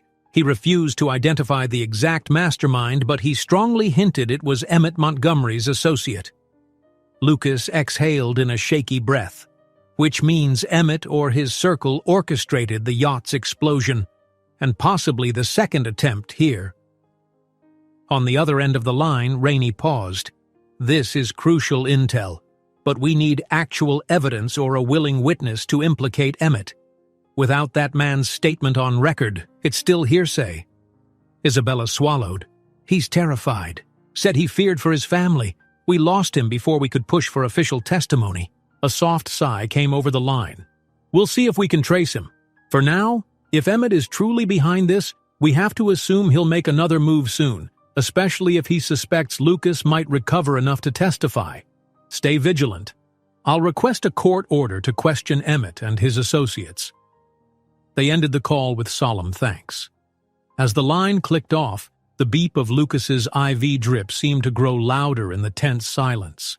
He closed his eyes, hand gripping the bedrail until his knuckles whitened. "So close," he murmured, voice trembling with equal parts anger and betrayal, "and yet we still can't nail him." Isabella set the phone on the rolling table near his bed. "Detective Rainey won't stop. Neither will we." She leaned closer, meeting his gaze. "But this means we have to be extra cautious. If Emmett thinks you have new evidence, he might try once more," Lucas finished bitterly. "To ensure I never leave this hospital." He pulled in a ragged breath, glancing down at his bandaged torso and arms. "Isabella, if it comes to that, you should keep your distance. I don't want you caught in the crossfire." Her response was immediate. "No," she said firmly. "I'm not leaving you alone, no matter what. We'll face whatever comes." His eyes shone with gratitude that he couldn't quite put into words. "Thank you." That night, in consultation with Dr. Fowler, they arranged to move Lucas to a more secure room on the uppermost floor of the hospital, a wing seldom used, typically reserved for high-profile cases needing extra privacy. Jacob Ross, the hospital's private security consultant, oversaw the transfer. A small elevator ride brought them to a corridor lined with only a handful of rooms, each equipped with advanced locks and minimal foot traffic. The windows here overlooked the city from a greater height, storm clouds flickering with distant lightning. Lucas endured the move quietly, wincing whenever the wheelchair jostled his bandaged injuries. Isabella and a guard remained close, ready to intervene if any suspicious figure appeared. But they made it without incident. Soon, room 1123, with its reinforced door and upgraded surveillance camera outside, became Lucas's new refuge. Ross patted the doorframe. "This is the best we can offer. Multiple checkpoints, plus a coded lock only a select few have. We'll post a guard at each end of the hall." Lucas nodded. "Thank you." Though a part of him felt uneasy about hiding away, he recognized the necessity. Ross's gaze shifted to Isabella. "Nurse White, Dr. Fowler said you'll keep your shift near him. I'll coordinate with you if anything changes, or if we spot suspicious activity." She agreed, despite the exhaustion tugging at her. "We appreciate it." Once the door shut, leaving just Isabella and Lucas alone in the new room, he looked around at the freshly painted walls and the sparse furnishings. "Feels more like a bunker than a hospital," he observed, trying for wry humor. "Better a bunker than a target," Isabella replied softly, wheeling over an IV stand to ensure nothing tangled with his bandages. "Let's hope it's temporary." By midnight, the storm raged harder, sheets of rain battering the tall windows. The city lights shimmered, half obscured by the downpour. Lucas drifted in and out of restless sleep, occasionally jolting awake from nightmares. Each time, Isabella was there, offering water or a gentle hand on his shoulder, her own fatigue mounting. At around 2 a.m., she decided to take a brief break to splash water on her face and replenish supplies. Gianna had offered to relieve her, but the new floor was short on extra staff, so Isabella slipped into the corridor, double-checking that the guard stood at his post, and hurried to the supply station. After gathering fresh bandages and saline, she made her way back. But as she approached room 1123, an odd prickling sensation made the hairs on her neck stand up. The guard outside was gone. The corridor was eerily silent, the overhead lights flickering with the storm. Her pulse spiked. She rushed to the door, hand trembling on the handle. "Lucas?" she called quietly. No reply. The coded lock beeped under her keycard, then clicked. She shoved the door open, breath catching. Inside, the light was dim. Lucas lay on the bed, eyes wide, face tense. Standing over him, near the IV line, was James, Emmett's assistant, wearing a black jacket instead of his usual suit coat. A syringe glinted in his left hand. Isabella's heart lurched. "Stop!" she cried, voice ringing through the hush. James whipped around, surprise contorting his features. "Get back!" he hissed, brandishing the syringe threateningly. Lucas tried to speak, but a muffled groan left his lips, his face contorted with pain. Isabella realized in a flash that James must have injected something already, perhaps a sedative or worse. Fury roared inside her. "You're not harming him again!" she snarled, dropping her supplies and lunging forward. James attempted to shove her aside. He was taller, stronger, but adrenaline fueled Isabella. She dodged, seized his arm and twisted, forcing the syringe to clatter onto the floor. James cursed, struggling to yank free. His elbow caught Isabella in the side, pain exploding across her ribs. Still, she refused to let go. "Lucas, hold on!" she shouted, ducking another wild swing. She slammed her forearm into James's chest, using every ounce of momentum to drive him back.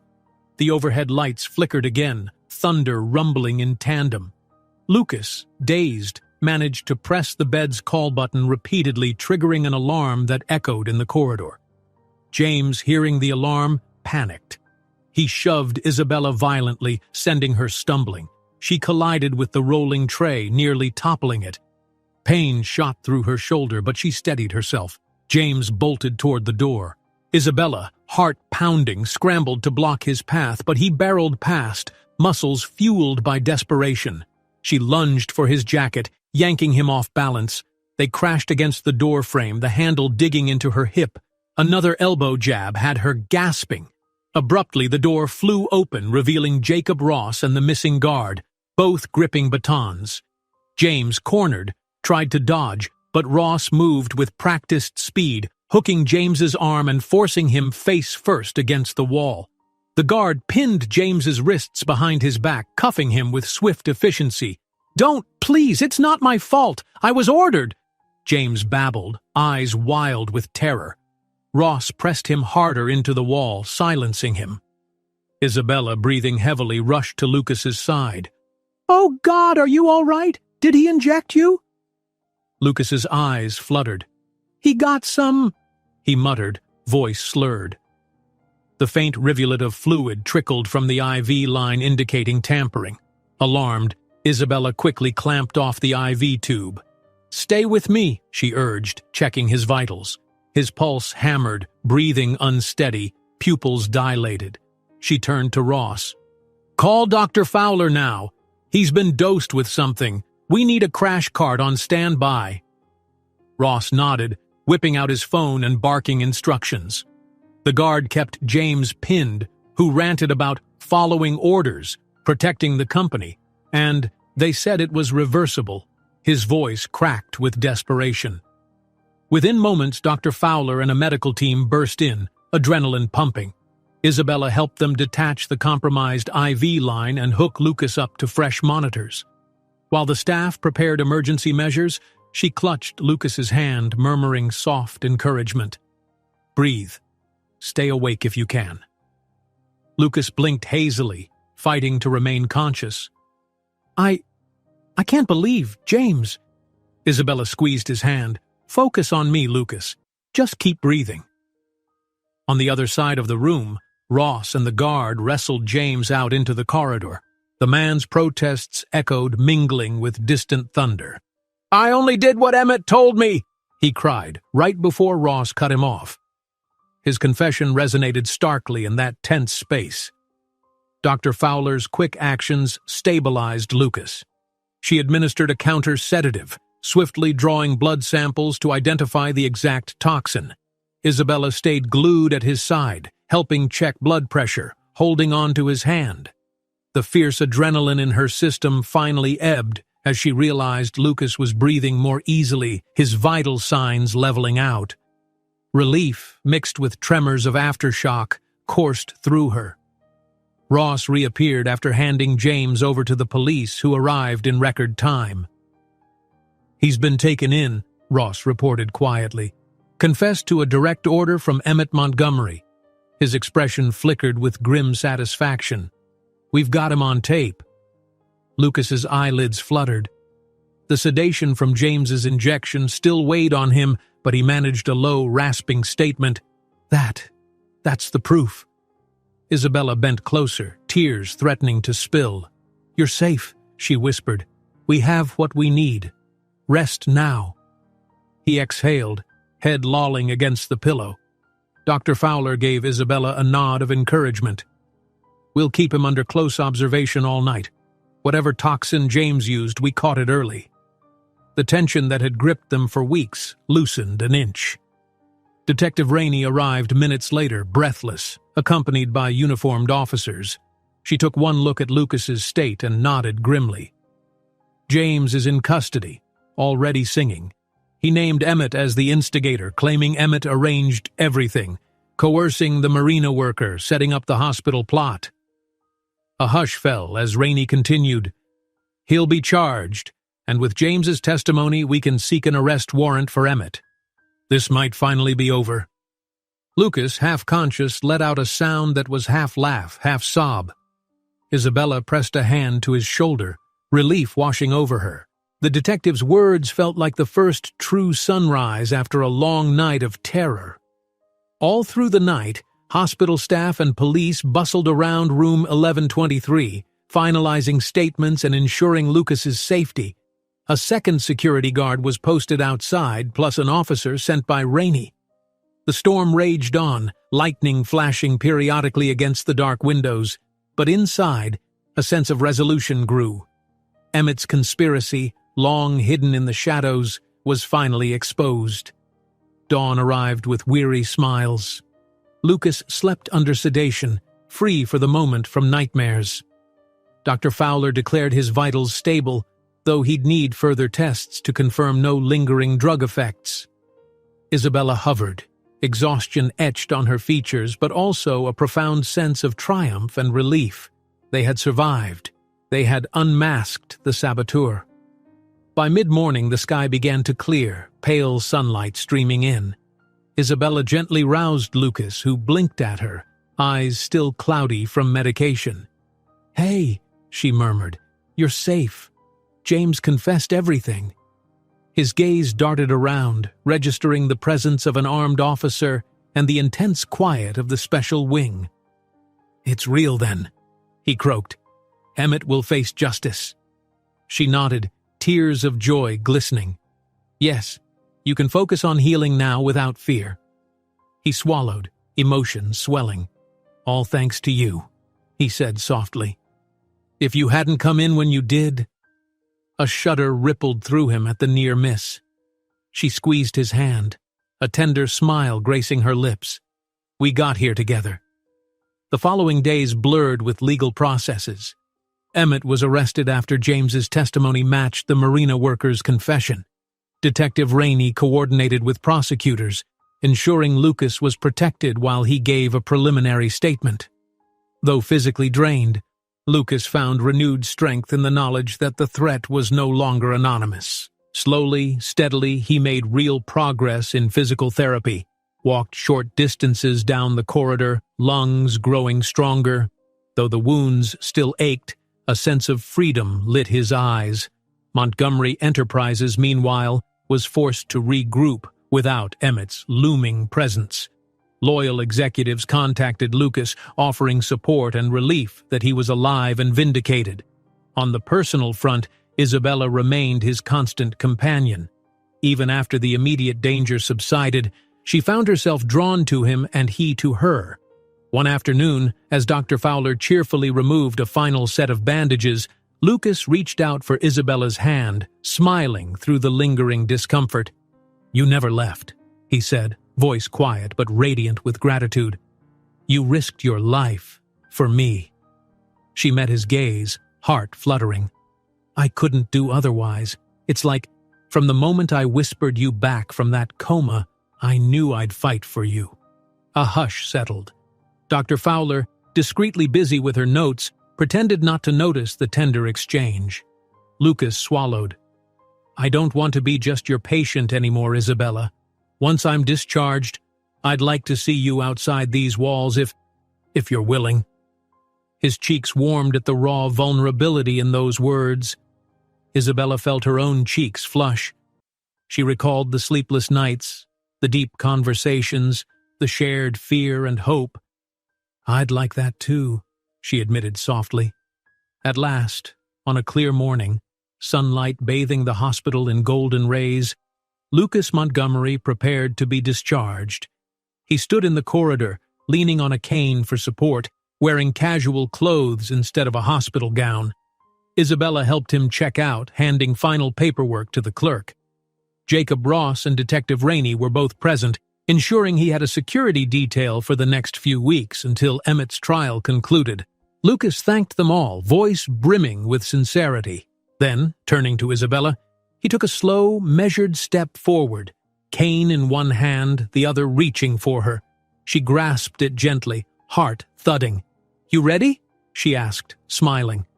"As ready as I'll ever be," he replied, eyes shining with both relief and the promise of a future finally free from violence. Together they walked through the hospital's automatic doors, stepping into warm daylight. The city sprawled before them, uncertain, yes, but waiting. Lucas inhaled a shaky breath, no longer feeling hunted.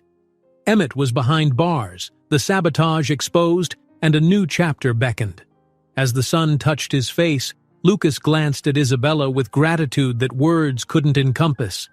She had stood by him, through conspiracies, midnight kisses, and narrow escapes, and they'd emerged side by side. She squeezed his hand, a bright smile lighting her features. "Come on," she murmured.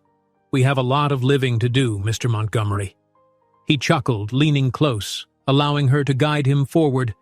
In that moment, all the fear and turmoil faded in the warmth of their shared victory.